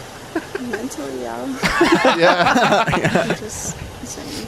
Okay. Mental PTSD, depression, anxiety. Girl, I get just you. use your medical history. Now with your right foot, place it in front of your left in a heel-to-toe touching manner with your arms by your side, just like this, ma'am. The cop is being so nice. Misgendered. He misgendered I'm right trying there, my though. hardest. Try my hardest. Well, Okay. it means a lot to me. I'm trying my I don't hardest. feel like a man, so Okay. it's kind of triggering. Right foot in front of your left. Nope. Go back. This feels like it could be a Sorry, parody. but I this know. whole man thing, just like She saw. I can't walk forward now because you called me She ma'am. doesn't need to say hi. You have 0 questions? Here, wait, it gets crazier. It gets crazy here. no, but I just want to tell you that I suffer from really bad anxiety. Then don't drive. Right. Shouldn't be driving. With generational trauma and PTSD Oh my God, around dude. How old is Like, she? She acts like her ancestors were slaves. Generations and generations. Literally. Here we go. It's just I'm going to speak with you right over here, okay? no. Yes, ma'am. Go ahead and place your hands behind your back. Just admit that you were drunk. Dude, Don't make it hard. Please. Wait, Don't watch. make it hard. Listen. No, Don't. you're You're going to get a resistance. dude, You're going to get a I resistance. don't. Don't resist. Okay. Don't. Listen to me. Don't resist. Don't. You're being a white man and I followed all of your shit. Like, Whoa. I did everything you said, and I'm getting in trouble. like, you guys. Hold on. These are scaring me. There's nothing to be afraid. What does it mean you're being a white man? I think we all It's know like, what it means. there's You know nothing what I it can do means. about it. Yeah, right. I've been a white man my whole life. It's a slur. She's using it like a slur. Yes. That's, Yup. You're I'm being gonna a say- white I'm man, gonna but start he's being saying that's kind all to you. you. No, like this is an important point. He's He's arresting her. Yeah. She's getting in trouble. She's claiming that you are harming me. Your being a white man is an insult to someone. Normally in her circles, I bet that works. Yeah. I bet when some guy says something like, no, I'm not going to give you the last slice of pizza. She goes, you're being a white man. He goes, you're right. I'm sorry. Here's the pizza. This cop is like, lady, you're driving the wrong way down the road into oncoming traffic. And she's I been don't drinking. care. You're right. Sorry And for she's electricity. drinking. Yeah, Have she a admitted to pizza. having 3 beers, which is probably less than she had too. Well, and she's like course. restating what she just said like 5 minutes ago too. Yeah, It's and not a good she's indicator. saying all these things so she can be like, well, it's actually that he was being mean to me. It wasn't that I was drunk. It's my she PTSD. She led with her excuses because she knows she's in the wrong. You know, the advice that I was given was just don't do the field sobriety test. Right. And don't talk. And your worst case scenario is they arrest you and give you the breathalyzer back at the station. And I'm not a lawyer, but I recommend consulting a lawyer. More importantly, don't drink and drive, and don't go the wrong way down the road. And well, she just moved here. She doesn't know. Oh, she didn't. She can't read street signs. They were different. It's the generational trauma that makes it so that she got her license, in which you have to take a written test to get your license, but then she forgot you can't drive the wrong way. And down she's the like road. bringing She her did try to ancestors and turn stuff. Like, around come on, really fast. don't put your drunk Yo, I'm driving on sorry. your ancestors. The Come on. Babylon Bees gotta make a parody of this one. They could go. I don't think you could How make could a you parody. parody it? of this. Is this recent? You know, I got to be honest. You're actually. It's probably true. I would like a follow-up. I want to know what happened when she got to the police station. I bet this police officer went home to his wife and was just, he didn't even best know what to story. guess Guess what happened today?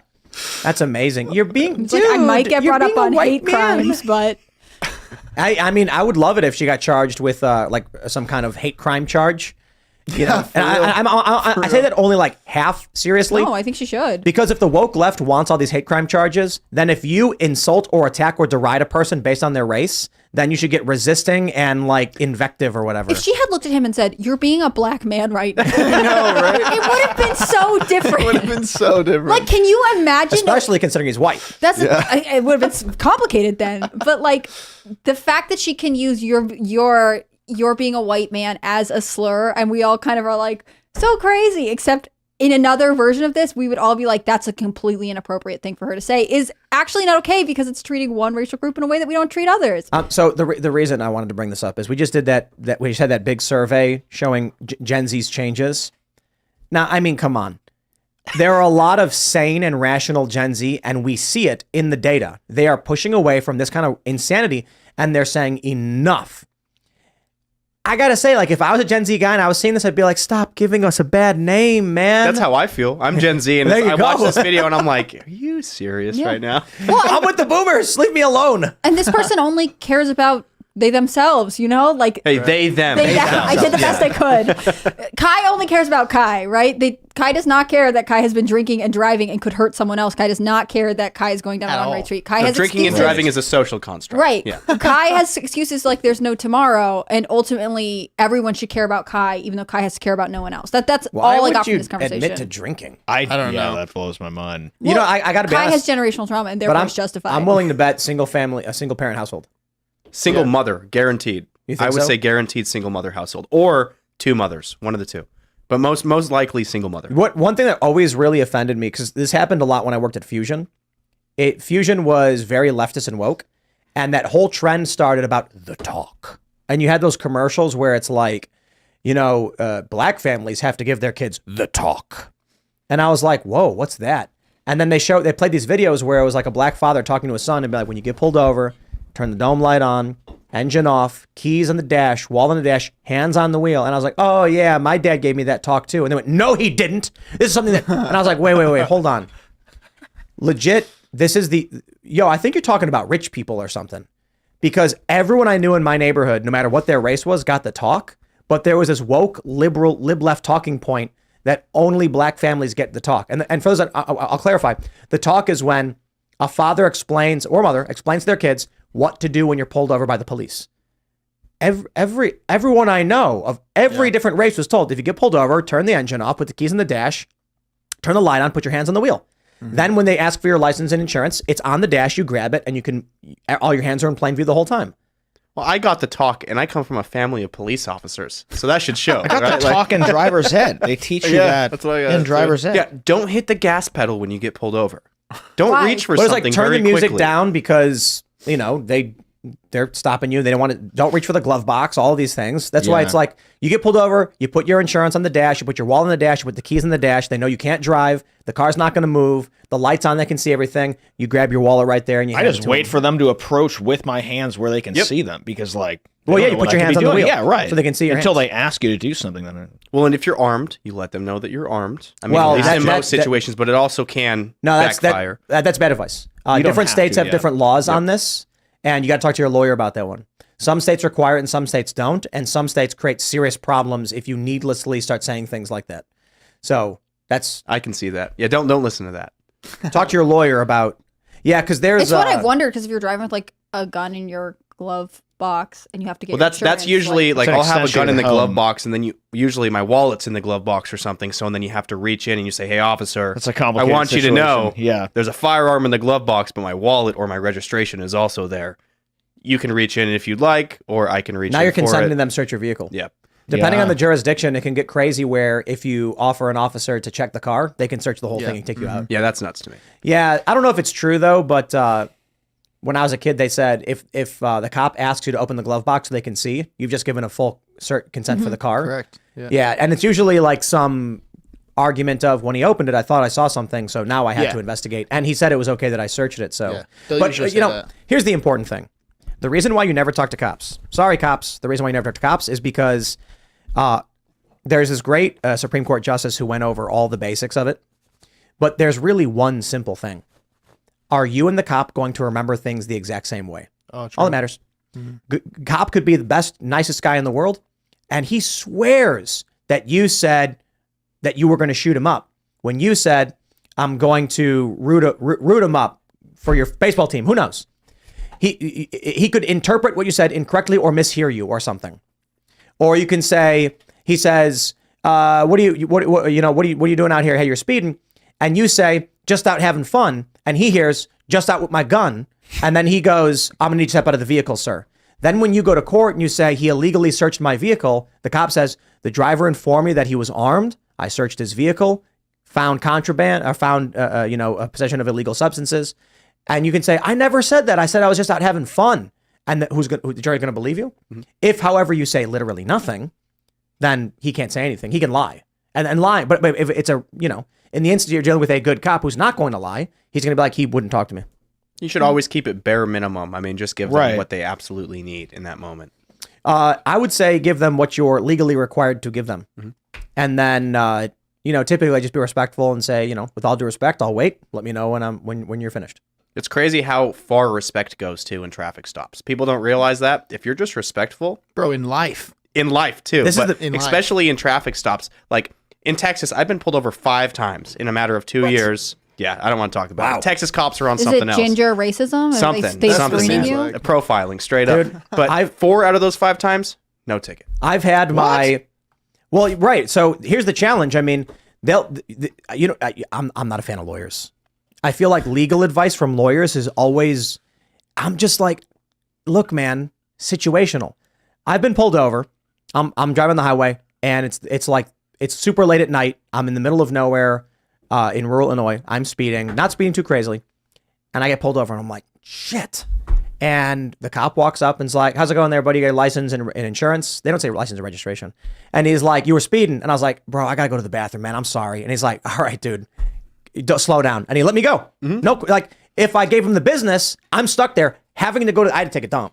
And I'm like, "Bro, I'm just trying to get off at Naperville." That I gotta card, go to the that bathroom, card dude. works. I will say, as But I someone who's literally used that did. card, it works. So it's like, and there have been instances where it's not happened to me, but my friends have said that they were snooty to the cop, and the cop said, "I was going to give you a warning, but you're being a dick, so now you get a ticket." Yeah. So it's tough. I mean, you don't want to admit to committing crimes or anything. Like, no lawyer would tell you to do that.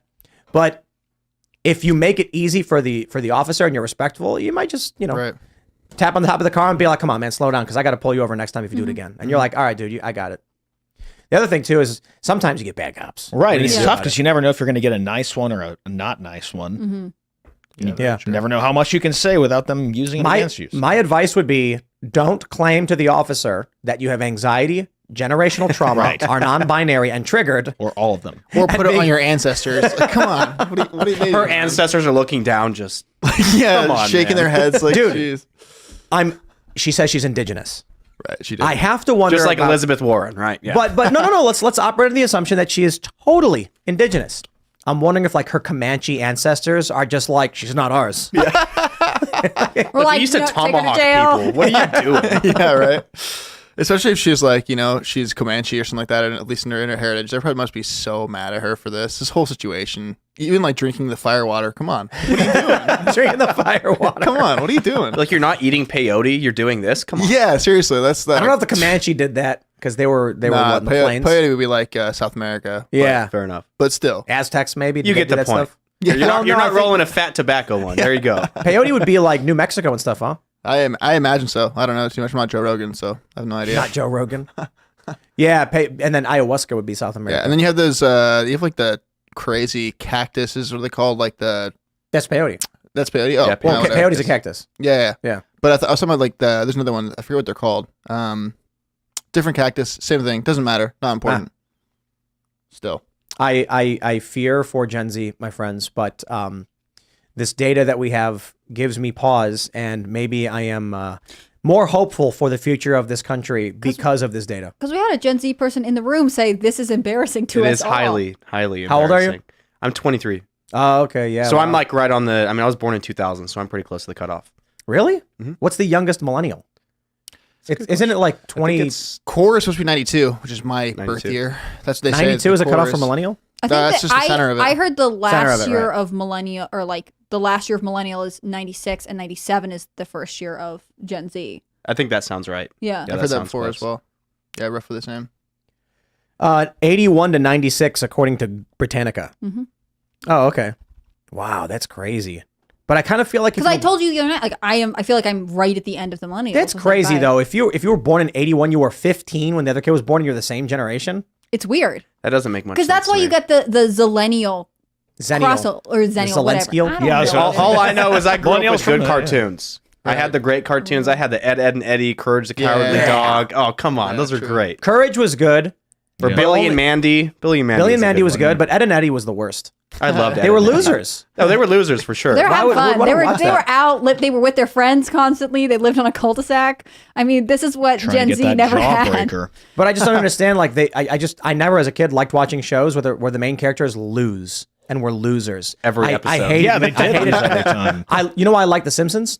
Because Homer was like he's Forrest Gumping about, and it's funny. And the same thing with Peter Griffin. And Fry. They're really dumb, but things turn out well for them. Cat Dog was a good one too. Oh, I didn't watch Cat Cat Dog. Dog. I was thought it good. was crazy. It was crazy. That was Angry Cat Dog was kind of Beavers. messed up though. Yeah. Like Actually- where All the best Angry cartoons are a little Beavers. messed up though. Cat Dog, for those that don't know, it's like one end is a cat and one end is a dog. Yeah. So you have to wonder about how that works. You know what I mean? It's kind of messed up. Being that age though, you don't think too much into it. you don't. Yeah. But now it's with the weird. What I guess the bigger concern is probably for Gen Alpha, because Elsa Gate and the things that popped up on YouTube with all this weird, freaky, sexualized content it's embedded in their brains. Yeah. Right. People need to understand. I love this. Why does time fly as you get older? Right. It feels like when you're younger, like as you get older, the years are passing faster and faster and faster, and it's mostly due to the fact that your brain ignores routine. It does not need to store the same data as it did when you were younger. So from the ages of like 5 to 10 years old, it feels like every year feels like an eternity, and you just can't wait. When you're older, you're like, wow, I can't believe it's been 3 years already. Man, can you believe the lockdowns were 3 years ago? Seriously, it's November of 2023. Joe Biden's got his last year. Can you believe it? It's because we're not tracking these things like when we were young. So for a Gen Alpha baby or toddler who's watching big-breasted Hitler dancing with the Incredible Hulk, it's a real video. I'm not making it up. Yeah, true.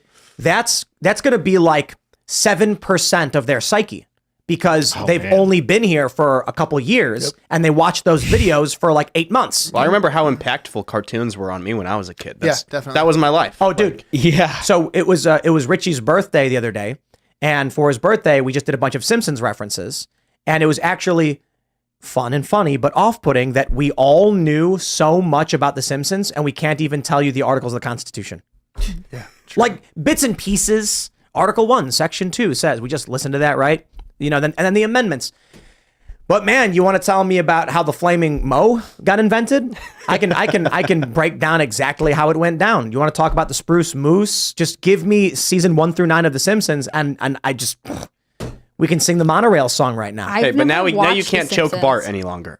No, Yeah, no he more got rid of choking. that. I never did either. And Abe really. Simpson's gay. I don't get any of these references. I didn't watch The Simpsons growing up, but it makes me feel like I operated in a different culture than you guys. Like, I mean, That's I'm right. over here, I don't know what I was doing. What were you watching? I watch the Goats SpongeBob SquarePants all the time. Oh yeah, of course. SpongeBob's First 3 still a good seasons one. only. I Yeah, the wasn't 3 allowed seasons, to yeah. watch TV during during school nights. Like Monday to Friday, I couldn't watch TV. I could only watch it on Saturdays and part of Sunday. And so I feel like it made me. I could watch it Friday nights actually, But I feel like it just made me miss all kinds of things. You don't have enough time to catch up. I'd fall asleep watching cartoons, and I wake up at 3 a.m. to Robot Chicken. Yeah, and that was my life. Adult Swim. Adult Swim. Oh yeah, that was a life. So you had like a TV in your room growing up? No, I mean I'd sleep. I mean I'd fall asleep in the living room a lot of the time. Okay. And I mean you'd either wake up to Robot Chicken or what is it, George? What? I mean, there's so many different things. I would wake up to Robot Chicken. Yeah, but I'm older than you. So when I would fall asleep watching Adult Swim, I'd wake up to like C-Lab and Space Ghost. Yeah. Or the Girls Gone so, Wild yeah. commercial. That's true. Yeah, that was always on. Yeah. And then it was really great when Adult Swim got Family Guy because then I was watching that. Oh yeah, that's true. But yeah, when I was 16, you were how old would that make you? 2? Were you even here yet? I don't know. I mean, Yeah, born I'm in 37. 2000, you're 37. Yeah, I'd be right around there. Right. So I'm 16 watching Adult Swim, and it was true. like Space Ghost and C-Lab and the Brack Show. Is that what it was called? Yeah, Brack. Yeah, there's also like I like that show. Squidbillies was a good No, one. I hate I woke up. Squidbillies. I would wake up to Ridiculous. Squidbillies, and that one was messed Yeah, up. that's like a later generation. Oh, yeah. I remember also watching like Toonami and watching like Rurouni Kenshin and Yes. like who else? Like Yu Inuyasha. Yu Hakusho, Spirit Detective was a big one for me. Yeah, Inuyasha. Inuyasha also a big one for me. And what else did they have on that? I don't know. Dragon like Ball. Ronin Warriors. They had so many random shows at that period of time. Yeah. yeah. Goku, of course. Dragon Ball Z. Yeah. I don't know what they're doing now though. Not me either. But I also wonder too about like the superheroes that Gen Z and Gen Alpha have. Remember when Marvel did the new Warriors? They canceled it, but it was like Snowflake and Safe Space. Wow. Do you remember that? I remember that. Yeah. Oh man, let me pull that one up. Snowflake. See, I grew up on like Spider-Man and Iron Man. Those are the go-to for me. True. I grew up with Tobey Maguire. Toby's always he will always be the best Spider-Man. I don't care. And here's a crazy thing. Like this was like a big scandal, I guess, when it came out. I don't know if it was a scandal, but I was making fun of it. Snowflake and Safe Space, and then like quite literally a morbidly obese Mexican woman who and her superpower is she has a backpack that she can pull anything out of. She's indigenous. She's from Dora. She's from that arrest video. No, she's Dora. Oh man. No, but for real, what they were probably thinking was the kids today, the teenagers who are going to read this, grew up watching Dora the Explorer. Let's make a Dora superhero. But here's the crazy thing is Snowflake and Safe Space are brother and sister, and they're really into each other. Oh, I was going to say. There's an avatar there. I thought they in the were a background. couple. Oh, This dude in the middle has internet powers, whatever that means. He looks like a knockoff of Ben 10. did anyone Right. become Kinda does, yeah. fluent watching Dora the Explorer? Screen time. Look at this kid. He's got Screen. Better. a Dude, how did we- meme-obsessed super teen whose brain became connected to the internet after he got exposed to experimental internet gas. Is this real? Internet gas? Yes. Okay. Look at this one. Snowflake and Safe Space.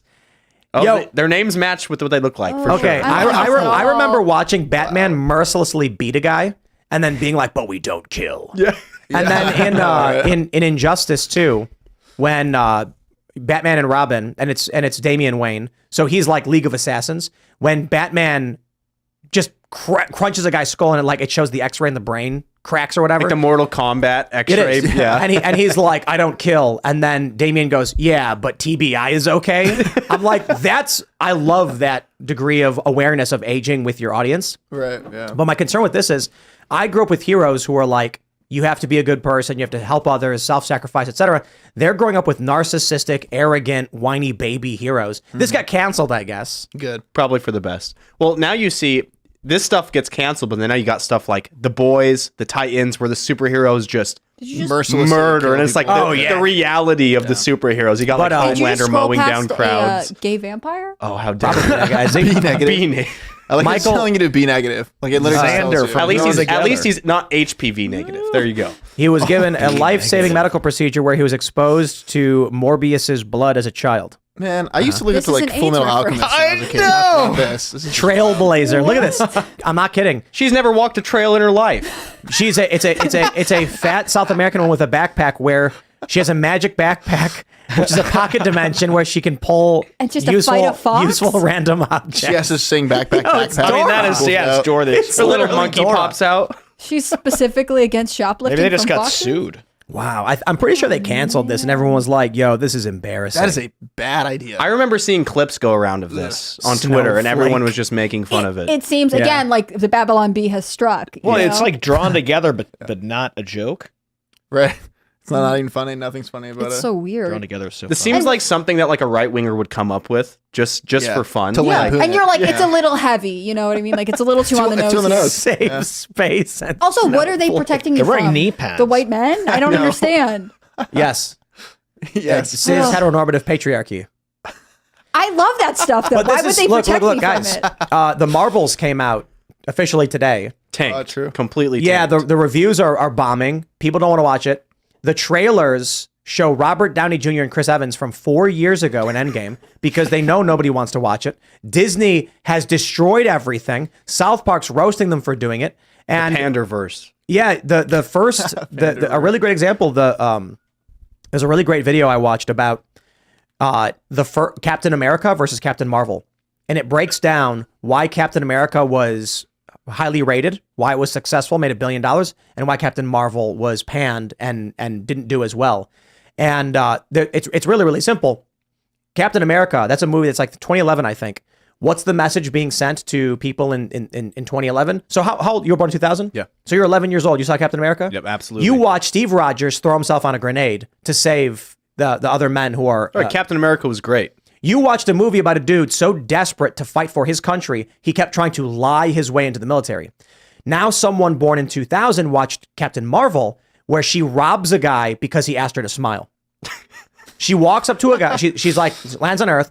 He's on a motorcycle with a leather jacket, and he sees her and he goes, "You should smile more." And then she looks at him. Then the next scene is her riding away with all of his stuff. See, and I grew up on like Ghost Rider and stuff. Like Ghost Rider, that was it. Ghost Rider was awesome. Ghost he was Rider do? he was the peak top tier. He has a flaming head and rides a motorcycle. It's pretty sick. And Okay. then Nicolas basically Cage? Is he, just like, accomplishing beats people something, with or- chains. A flaming chain. Yeah, a flaming chain. Oh, and on he's top of that. eternal and doesn't die ever. But It's what just is so he cool. like? And he just does this for no. Is he fighting No, crime? it's Devil's or- Contract. Yeah. Oh. What is it? He signed a deal with the devil. Nice immortality. He No, rides but a like, sick what was the motorcycle. deal Well, for? he died in he got in a really bad motorcycle accident. Yeah. From what because The he was devil like offered him a a deal. stunt jumper, basically like Evil Knievel. Right. The devil said, "I'll bring you back, but Yeah. what was it like? After you die, you'll work for me for eternity or something." Pretty much. Yeah.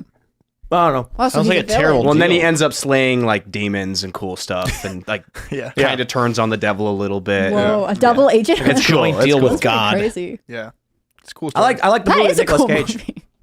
Yeah, Anything with Nicolas Cage is always Oh yeah, Dude, for sure. no Love question. Nicolas. He's a Not the meme. bees. Are you gonna see that? He's in one right now about how he's a Wicker professor Man? who like appears in everyone's dreams. It's like an What? A24 film. Well, he's If in I- every movie. If I know Sounds who like a Freddy Nicolas Cage Krueger. is, I was watching Hold one on. where he's like a buffalo rancher just like before the show started. And I'm like, I can't really tell what's going on. He can but- star in anything and it will be entertaining. Yeah. It could be the most bland. He may be thing the ever. best candidate to AI Did you- movie make. Did you see the one where he plays himself? Yes. Yeah. Well, I wanted to It's a see good it. one. What was I that didn't one? see it yet. I thought That's that really was I think it was Yeah. literally called Nicolas Cage. It's the Fantastic Or Life. no, it or was some. yeah, some it was shit the like that. Fantastic Life. Came out, like, last and then year I think it was somewhere. literally his name. and it's like Incredible he Life. gets hired by this guy who's a super fan, and it's who's that? Pablo Pascal or whatever is playing the guy, and it's really Pedro Pascal. And then he's like, there's this really great scene where basically Nicolas Cage is informing to the government on this guy who's apparently a drug dealer, and so Nicolas Cage is trying to go into this room, and the guy's like, "Don't go in there, man, please.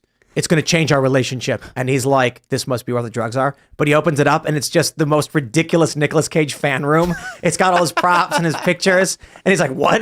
The dude was actually just a super fan. It was his brother or cousin or something that was doing all the bad shit. That's so funny. That movie was good. Nicolas Cage is the best. The one I'm talking about is called Dream Scenario, which apparently just came out or it's coming I've heard out. about that. And he plays a college professor who like starts appearing in all of the kids in his lectures' dreams, but then it gets like weirder and he's starting like to do strange things and it becomes an internet. Like he goes viral and he appears in other people's dreams. Oh, really? Yeah. I want to watch that. Yeah. Have you guys Sure. seen Next? Oh, It's the Nicolas MTV dating show? Nicolas Cage plays a Same dating guy show. who can see like a minute or a minute and a half into the future. Oh, I feel like I've seen that. And so he like goes to casinos and he just wins whenever he wants, but he keeps it on the DL. And then he gets recruited. Is that your trick? Is that how you accomplish? That's how I win everything. but it's actually a really clever movie. It's a really clever concept. You know, I recommend sounds cool. Yeah, there's a great scene where he's at a bar, and then he sees a woman sitting sitting or whatever. There's like a guy bothering her. So he gets up and he walks over to her, and then the guy's it's her ex yelling at her, and so then he's like, "Listen, buddy, leave her alone." The guy takes a swing at Nicolas Cage, who can see the future, so he dips perfectly and then punches the guy. When the ex-boyfriend goes down, the woman goes, "You dick," and then she runs to her ex-boyfriend, and cleans him up and says, get out of here. Then time rewinds back to Nicolas Cage sitting at the counter. That was him seeing the future. He gets up, he walks over. The guy starts giving the business and he says, come on, leave her alone. And then as soon as the guy reaches to punch, Nicolas Cage goes, here it comes, gets hit in the face, falls down, and then she goes to him and calls the other guy a dick. Yeah, Nicolas Cage is the best, man. I love that. I love that. He's got great work. Kick-Ass 1 and 2, I was a fan of. Oh, yeah. Well, Yeah, I forgot about those movies. I love how we went from talking about like the impeachment Friday. to snowflakes. It's Friday. We're chilling. All right, we're going to go to Super Chats. If you haven't already, would you kindly smash that like button, subscribe to the channel, share the show with your friends, become a member at timcast.com and watch Infringed. You'll enjoy it. It's entertaining. It's Friday night. You don't want to miss it. Let's read it. Clint Torres says, howdy, people. Howdy, Clint. You are the first Super Chatter. I don't know how he does it every single time. He's just weird. hitting refresh nonstop. He has to be. All right. Leroy Hall says, Trina Hall started her transplant treatment today. Please continue to pray for her during this month-long journey. Absolutely. Good luck, man. Wish you the best. Shane H. Wilder says, happy Veterans Day weekend to all our vets. Also, Tim, I hope you enjoyed the Cast Brew meme with you as Charles Atlas. I dropped it this morning. Peace. I did not see it. But also, it's the birthday of the Continental Marines. Mm-hmm. So happy birthday, Continental Marines. 248th. Yeah. Wow. They went and they stopped those pirates. Yep, that's right.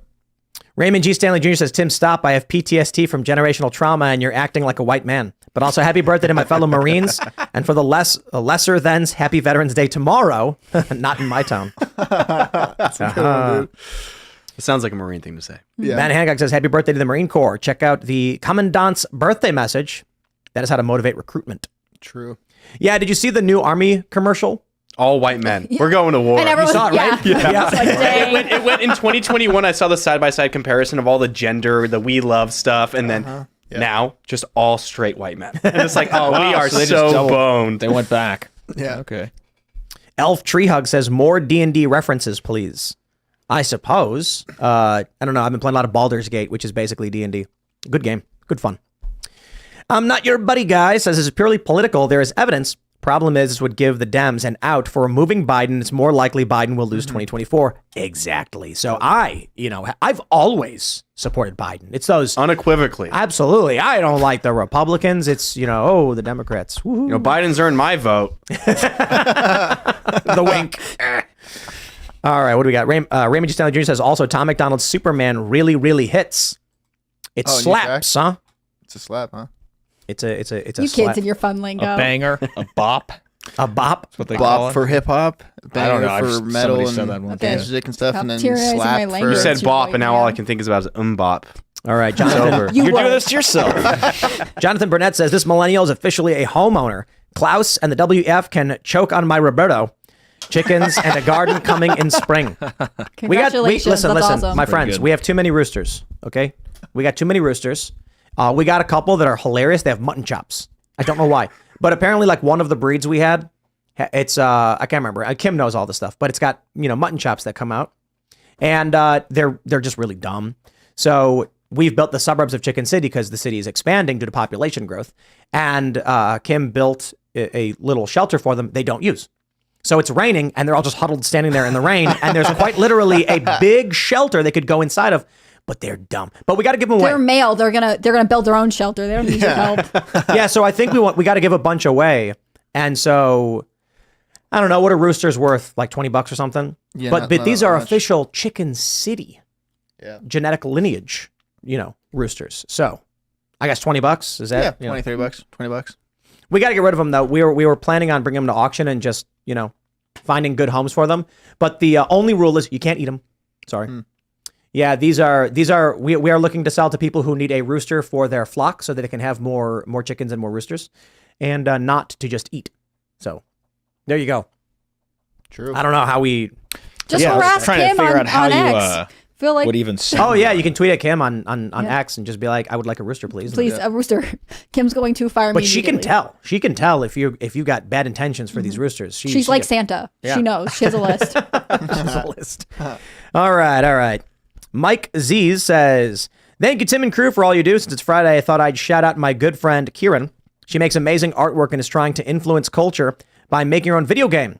Ashes to Ashlyn goes by Agent Kieran on Ko-Fi. What is Ko-Fi? Never heard of that before. KOFI, and Ko-Fi, Co-Fi, for anyone interested in that. All right. Raybert G. Stanbert Jr. says, happy birthday, Marines. Drink responsibly. I wonder if we're going to see anything going on in Charleston or anything in the area. I don't know. Veterans Day. Maybe like a reenactment of some kind. Or I bet all the VFWs are like packed. Is Veterans Day a bank holiday? Is like an official federal holiday? I think so. I think so. Yeah, I was kind of like, I wish that was on Friday or Monday. Right. Give us an excuse to be like, we out. Some places do give you the Friday off if it's on a Saturday. But Oh. not here at Timcast where we work all the time. No, I'm just kidding. I like this job. Well, they had the parades last weekend, so I didn't realize that it was. Yeah. I thought all the celebrations were going to be like that Monday or whatever. But then, it's Saturday, so. True. And there you go. I'll get you some crayons, Raymond, and I'll make sure to get them to you stat. So Crayons. You can celebrate properly. yeah, Marines eat crayons is the old adage. Logan Culver says, I can only imagine Phil and James Lindsay were screaming at their screens watching today's Culture War episode. Commies always lie. Well, so the one thing I can say is I really do appreciate Haas coming on and Trevor Loudon, of course. It was a great conversation. But things got heated when I made a comment about bourgeoisie, meaning the middle class. It's a misconception that it means the ultra wealthy. People say bougie and things like that, but the bourgeoisie was quite literally the middle class, people who had small businesses. And then when I brought that up, Haas told me, no, it doesn't mean that. And I was like, wait, what? I'm like, so I looked it up and I'm like, it literally does. Yeah. And then he played according to Marx, what it means is, and I'm like, here we go. Right. If it's gonna negatively impact my argument, I will give you an alternate definition, which is typically what we see of the left. See, we need Jackson and Phil on one. We need it. On the same one? I think we Phil need it also on the thinks exact that. same one. It was supposed to be, and then Jackson didn't want to do it. Yeah, true. I don't Jackson's know. I don't gotta know. do it. I'm going to reach out to Jackson after this and say, debate Phil right now. Okay, so Phil Labonte wanted to date Jackson Hinkle, and then Jackson wanted Haas to come, and then Phil said, I agreed to debate you, not Haas. So then Jackson didn't want to do it, but Haas still did. So we got Trevor to come on instead. I think it's still a good show. We're going to make it happen. Yeah, I thought it was good. I think it's good because the problem is what, like the roadblock in the Culture episode is, Trevor is saying people aligned with the communist movement and the Communist Party are enacting these things. And Haas's argument was, that's not communism. And I'm like... Isn't that always the argument? Right. I'm like, hold on. If you're sitting here making this passionate, idealistic or real... He says, no, it's not idealistic, it's real. I'm like, okay, fine, whatever. If you're like, they're not real communists because they're not doing the things that communism is supposed to be. It's like, how come every time people who are communists try to implement it, it turns into this? Every time. Is it that no communist exists? There's not a single communist anywhere? Wasn't there a point where he was trying to remove Marx from the equation and say that it wasn't based on Marxism when then he was arguing stuff Yes. from the Communist Manifesto and different, because I remember that part specifically. I clipped it, the one where he was like, what do you mean by work? What do you mean by deeper? Yeah, so I think the issue is I don't care for this rebranding of communism. It makes literally no sense. I do agree with some of the idea of class struggle arguments. The problem is cultural Marxism is absolutely insane and disrupts from those who are actually trying to create, better systems for the people who actually produce. I would love it if the workers of the world owned the means of production. And you know what I mean by that? It means that a factory is owned by a regular working class guy who built it up and earned that wealth, and he has private and free trade ownership and market of all of it, no government intervention. So for me, when I hear the workers own the means of production, it means the state doesn't own it and massive multinational oligopoly. So basically how things were in America before corporatism took over. Absolutely.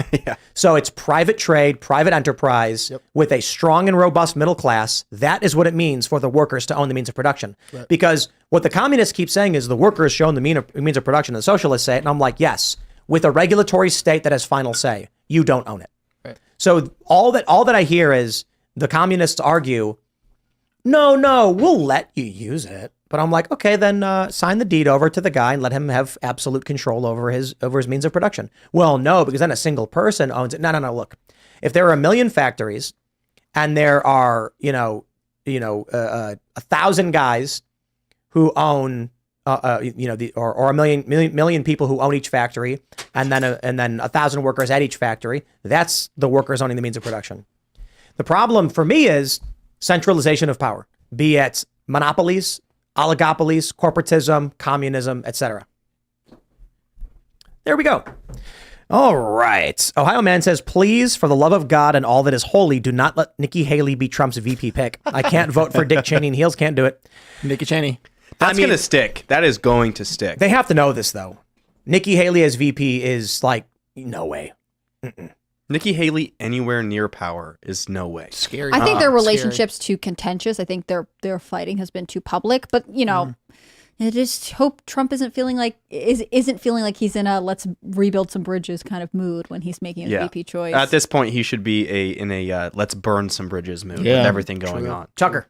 Trump Carlson, I think it'd be 2024. That'll be so good. And then you can keep having Tucker do his show on X too. Right. Just do both. I do think the issue is they want a VP who's going to capture a different base. That's understandable. And that's why Nikki Haley seems. I don't want that base though. Nikki Keep that Haley. base away from the GOP. But you want to win. You want to. I know, man. Oh. But if she's in, I it's would just love like- to see him pick, like I said the other night, Chris Kobach, like a really motivated AG who's doing something interesting, right? There are other options. We are just looking at sort of the headline people, but hopefully Trump has people around him who are looking deeper than that, seeing what people are actually accomplishing. Nonpartisan Kitty says, this is what's wrong with our country. It's always for the next election and never about getting things done now. Yeah, it's always compromise. It's like the Republicans saying, look, I know you want to end omnibus spending bills, but let's just do this one right now and we'll work on this. And then it never happens. That's why Matt Gaetz was like, nope, it's now or never, baby. Right. And in the end, I don't know if he'll actually get all of it done, but at least he's creating that pressure. So I'll take it. All right. Jeremy Love says, you guys are terribly misunderstanding what he's saying. They are still gathering evidence and won't call it until they have everything. No. I totally understand that is what he's saying. And the point is, he had said previously, we have the evidence. We have this right here. You can come and prove that it's not true. Come into our committee, testify. But we have the checks. We have the documents. We have the bank records. And now we don't have enough for an actual impeachment. But I think it's political strategy. I am not saying that he is saying this to betray the Republicans. I think he's like, we don't want to impeach just yet. We want Biden to roast. We want the Democratic Party to take as much collateral damage politically over this as possible, and then maybe we'll deal with it later on. And this is our path to slowing down the impeachment process. Do you guys want to take bets on when you think they'll have enough evidence? I'm Take thinking bets? take bets. Do you think? I think it's like November 14th of 2024. Of when they'll impeach? Of when they'll say, actually, we have enough evidence. Yeah, right because that's before. after the election. Right after the election. Yeah. I mean, I think that's about it. No, if I were think- going to roll something out, it would be afterwards. Let I him disagree. have 2024. Nope. Let him run. October 17th. Interesting. Good old October surprise. Okay. So because somebody it will write not- this down for me. Let me actually check the calendar real Do quick. you want a specific date in mind? I'm going to go with November 14th. That's a Thursday. It'll make the weekend more interesting. I think they honestly won't even end up doing anything. I think It they'll has just to let be it all Friday, slide. though. Okay. October 24th. Because that would mean the impeachment proceedings would begin and would not conclude until after. So actually, no, I'm sorry. If the impeachment trial takes, how many days was Trump's? It was like 4 days or something? Wasn't that long. So Under a week. they'd want it to be there. When's the election? It's the 5th, right? yeah, it's November 5th. So it's going to, yeah. So I think October 24th is probably the right date, because then what happens is that they're going to announce the 24th. You'll get the next week, Monday, Wednesday, Friday, and then they'll say, and then we'll come back for the formal vote on the 4th, which is just before the actual election. It'll dominate the news cycle. Yeah, Joe Biden's under impeachment. So what they want is, with universal mail-in voting and early voting, they want to maximize the amount of time. So theoretically, they could do something like, we're going to do 2 days of the hearing of evidence. Starting on the 10th, they announce it and say, this will begin on the 15th, our first preliminary hearing. The 17th will be our second evidentiary hearing, which will, and then we'll have the final evidentiary hearing on the 24th, and then it'll come to a vote on the 31st. So this way, love this theory. they draw it out as long as possible. That way, the month of early voting, right up until the point of election, Joe Biden is facing intense scrutiny. The press is massively negative, and then right before the election, they say he's impeached. Yeah, it'd be interesting. Then the Senate picks it up and they reject it, but election day's the 5th. Carter, Serge, you want to weigh in really quick? I mean, that would be a good strategy. But no, you have to pick a date. That's the game. Oh, the date. No, I agree with Tim. You can't just copy Tim's idea. Sorry. Serge, you want to play? October 25th. Okay. I think You the guys don't get GOP this is game so at all. incompetent that they won't do it at all. But hold on, understand. Are you saying they will vote to impeach, meaning the evidentiary hearings already happened? I'm saying they'll announce they're bringing impeachment charges. So on October 8th, here's my I love this getting more Three- detailed. I'm writing Actually, it wait, I'm down. gonna roll one of these. my 3% likelihood of happening scenario, very, very low because there's too many variables. As of today, I would predict it's a Tuesday, October 8th. They make the announcement. They are going to begin the formal impeachment process, which will begin with evidentiary hearings in Congress so that members of Congress can hear the evidence. The reason it'll be on the 8th is that Tuesday is press release day. They want to maximize negative press. It'll be on the 8th. Then there will be bickering and backroom nonsense for the rest of the week. They may say we've had a few meetings, and then they might not do anything for the rest of the week, to be honest. On the 14th, they can say something like, we are now going to negotiate dates for the evidentiary hearings in the impeachment process before we decide to vote on whether or not we will impeach. So these dates are going to be the 17th, the 22nd, and the 24th. After the 24th, we will then give members of Congress a few days to go over the findings and backroom deals and conversations, which means perhaps on the 30th, a Wednesday, they could actually bring a formal vote to the House floor. Now, they could theoretically move faster than this, but they have every reason to maximize the duration of the impeachment proceedings so that on the 30th, the formal vote happens, which means that's Wednesday, nothing on Thursday or Friday, and then Monday, it would have to move to the Senate rapidly, and they could even hold it and say, we have voted to impeach Joe Biden. The Speaker of the House will formally deliver the impeachment on the 4th, the Monday, giving us time to have conversation discussions about how this is going to be done properly. Then it's one day before the election, and in the news, the impeachment is hand-delivered, or Democrats remove Joe Biden well before this happens. Yeah. What in October? That would be crazy. That'd be great. Well, look. If they're smart, they do this. But they're not Yeah, very that's a smart, great are plan. they? To be fair, But Tim just It is- spelled it it out is- for you. no, hold on. I don't know the deals that are going on in Congress, I'm just kidding. the restrictions, the limitations. For me, it's very surface level. Here's a very simplistic way you could draw this out and smear Joe Biden in October. Somebody send this to Mike Johnson. There you go. Mike Johnson is like, Tim, stop telling everyone the plan. No, the bigger problem is that Republicans probably don't actually want to do any of it, and they're like, "Oh boy, I hope we lose." Yep. That's it. And I honestly think that they will be torn on whether they should move now. They have to get an alignment on why this timing is correct as opposed to something else. This game also reminds me of when you guess like when your friend's baby is going to be born. You know what I mean? I feel like Everyone buy a square. Yeah, exactly. We should do a giant bingo game like that. Be hilarious. Didn't we used to do them for the debates? You guys did it a couple times. Oh yeah. Yeah. Yeah. It's hard to do though because you have to make a whole bunch of Or unique. it's Yeah, State of yeah, the yeah. Union. That's when you guys did them, I think. All right, bingo. Bitter, What they bring up? Yeah. Bitter Tune says, "Thanks for yesterday's shout out. It was immensely helpful, and I'm deeply grateful." Well, thanks for the super chat, sir. Yep. Hell yeah. What do we got? Trent Lamalino says, is anyone at Timcast looking into what's happening in Africa? I know it's not front page stuff, but there's a potential for conflict as the U.S., Russia, and CCP push forward here. A bunch of coups that were organic as well. Yep. Sudan.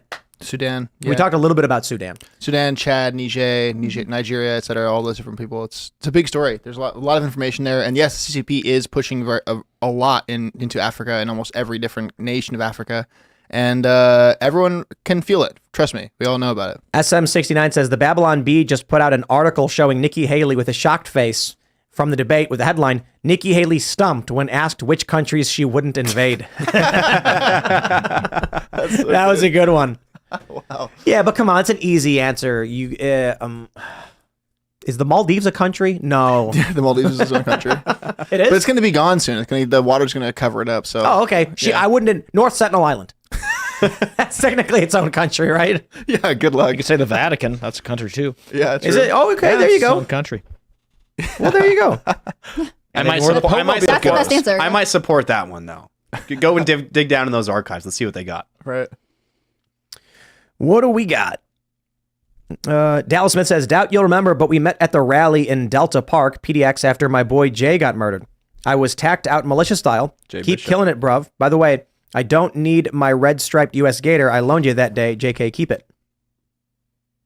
I assume that's to you. Oh, he's talking to me? I was not in Portland. Yeah, no. Wait, redo that, because I know he's talking about Jay Bishop. Delta Park in PDX after Jay got murdered. He was tacked out militia style, and he gave you a red gator. Yes, I do remember you. Thank you for that red gator, by the way. No, because that was after night 100 in Portland. That's what got me to really start reporting on riots, was that video of Jay getting just straight up executed outside that parking garage. And the ADL describes it as an Antifa activist who murdered a right-wing extremist. Insane. Absolutely so insane. Crazy. Well, and These if you look people are into nuts. Jay's background and stuff, Jay was a good guy. I mean, and then you look at the dude that murdered him, quite the opposite. Michael Knoll, I mean, had the shootout. Like, these people, they will go as far as to murder people, as we see. But that's really what sparked my interest in covering the riots, was after that video. I remember I think it was like $400 in my bank account, booked a ticket, didn't even have a hotel at the time, and flew out to Portland night 100. I got the Feet on Fire clip, and then Trump retweeted it, and that's really what started my career. But thank you for that red gator. I appreciate you, brother. Chicken Lady 1980 says, Tim, please consider inviting Mark Dice to be on the Culture War podcast. He just released a new book, The War on Conservatives, highlighting the culture war issues that we have today. I'm on page 5. Good read so far. Mark Dice has a standing invitation, an open invitation. Cool. And he tweeted this. He tweeted that he does, and it's just an issue of when he can fly across the country. But Mark, we're all big fans, and we would love to fly you out at any time you wanted to come on the Culture War podcast. And it'd probably be good to have Mark on the Culture War podcast in the morning with someone to debate, and then Friday night IRL to hang out and, shoot the shit with the crew. I already swore earlier, so I guess we're swearing today.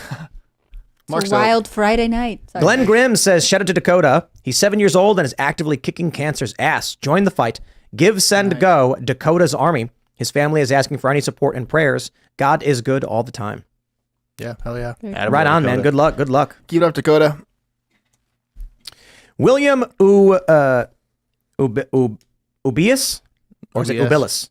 Ubius, I think. I don't know. Ubius. Combat vet in need of major auto repairs. Need motor rebuild or swap. My only vehicle and no resources. Job in jeopardy. Can't go see my kid 2 hours away. Give, send, go. GBB35.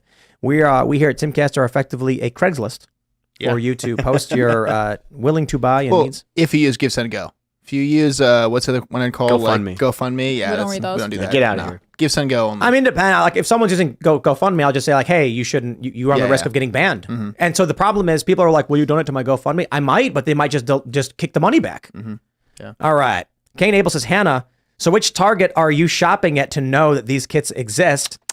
I'm kind of confused how you just happen to stumble on that stuff. Busted. I did walk through a Target recently. I did not buy anything. But yeah, it was weird with the Target boycott, which is that I live in a rural area and don't go to Target that often anyways. Like I had gone maybe twice in the last year.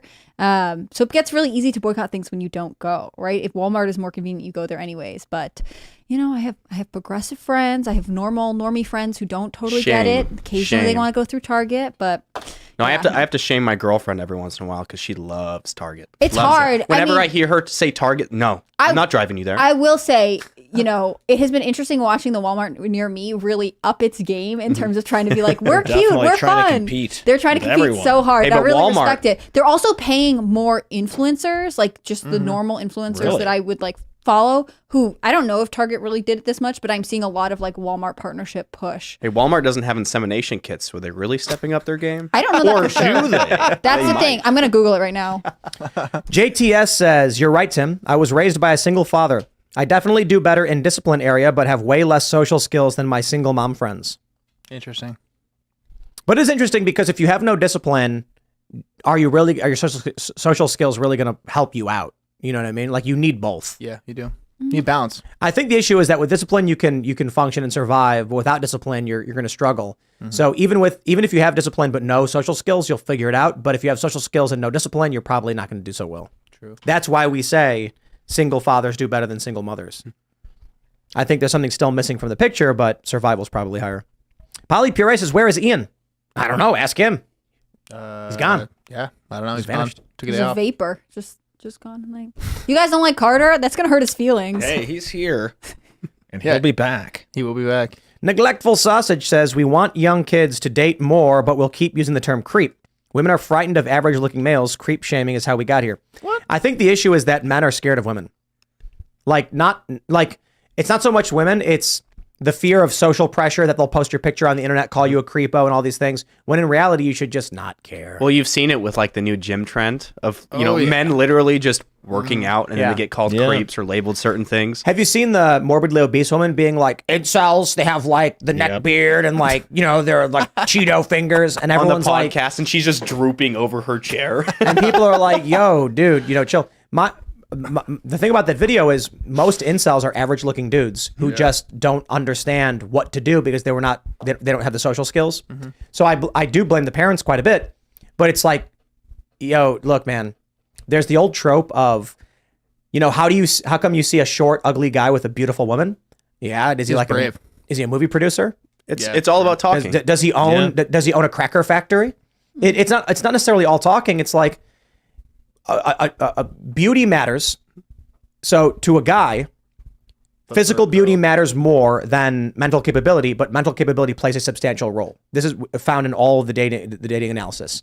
The reason why guys tend to want like women in their mid 20s as opposed to like an 18-year-old or younger is due to the fact that they want someone who's more mature. And I'd hope they wouldn't want somebody younger than 18. no, you see, this is the scary thing. The data found that when in blind attraction tests, men rated 14-year-olds the most attractive. Yeah, gross.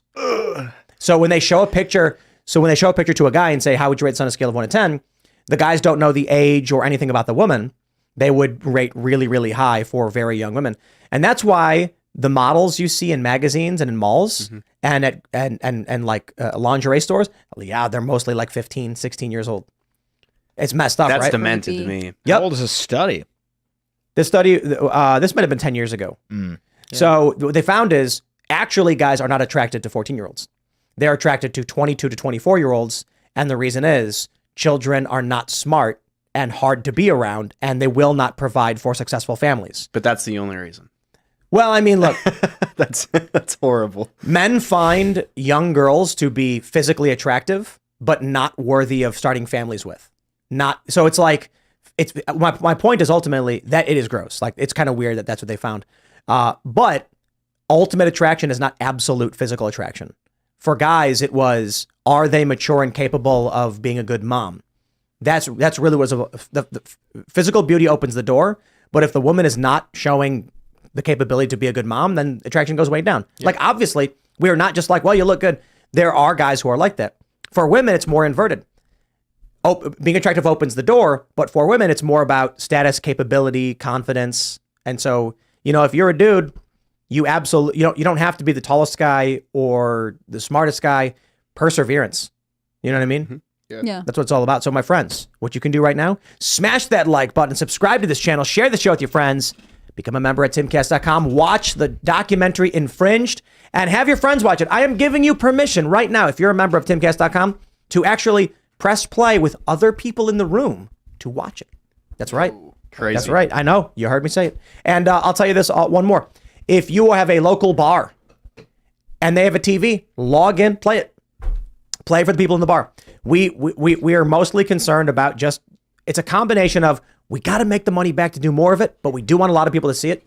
So if you're a member and you have it in your membership, feel free to play it at your local club, bar, or whatever, and show all your friends and encourage them to pay attention.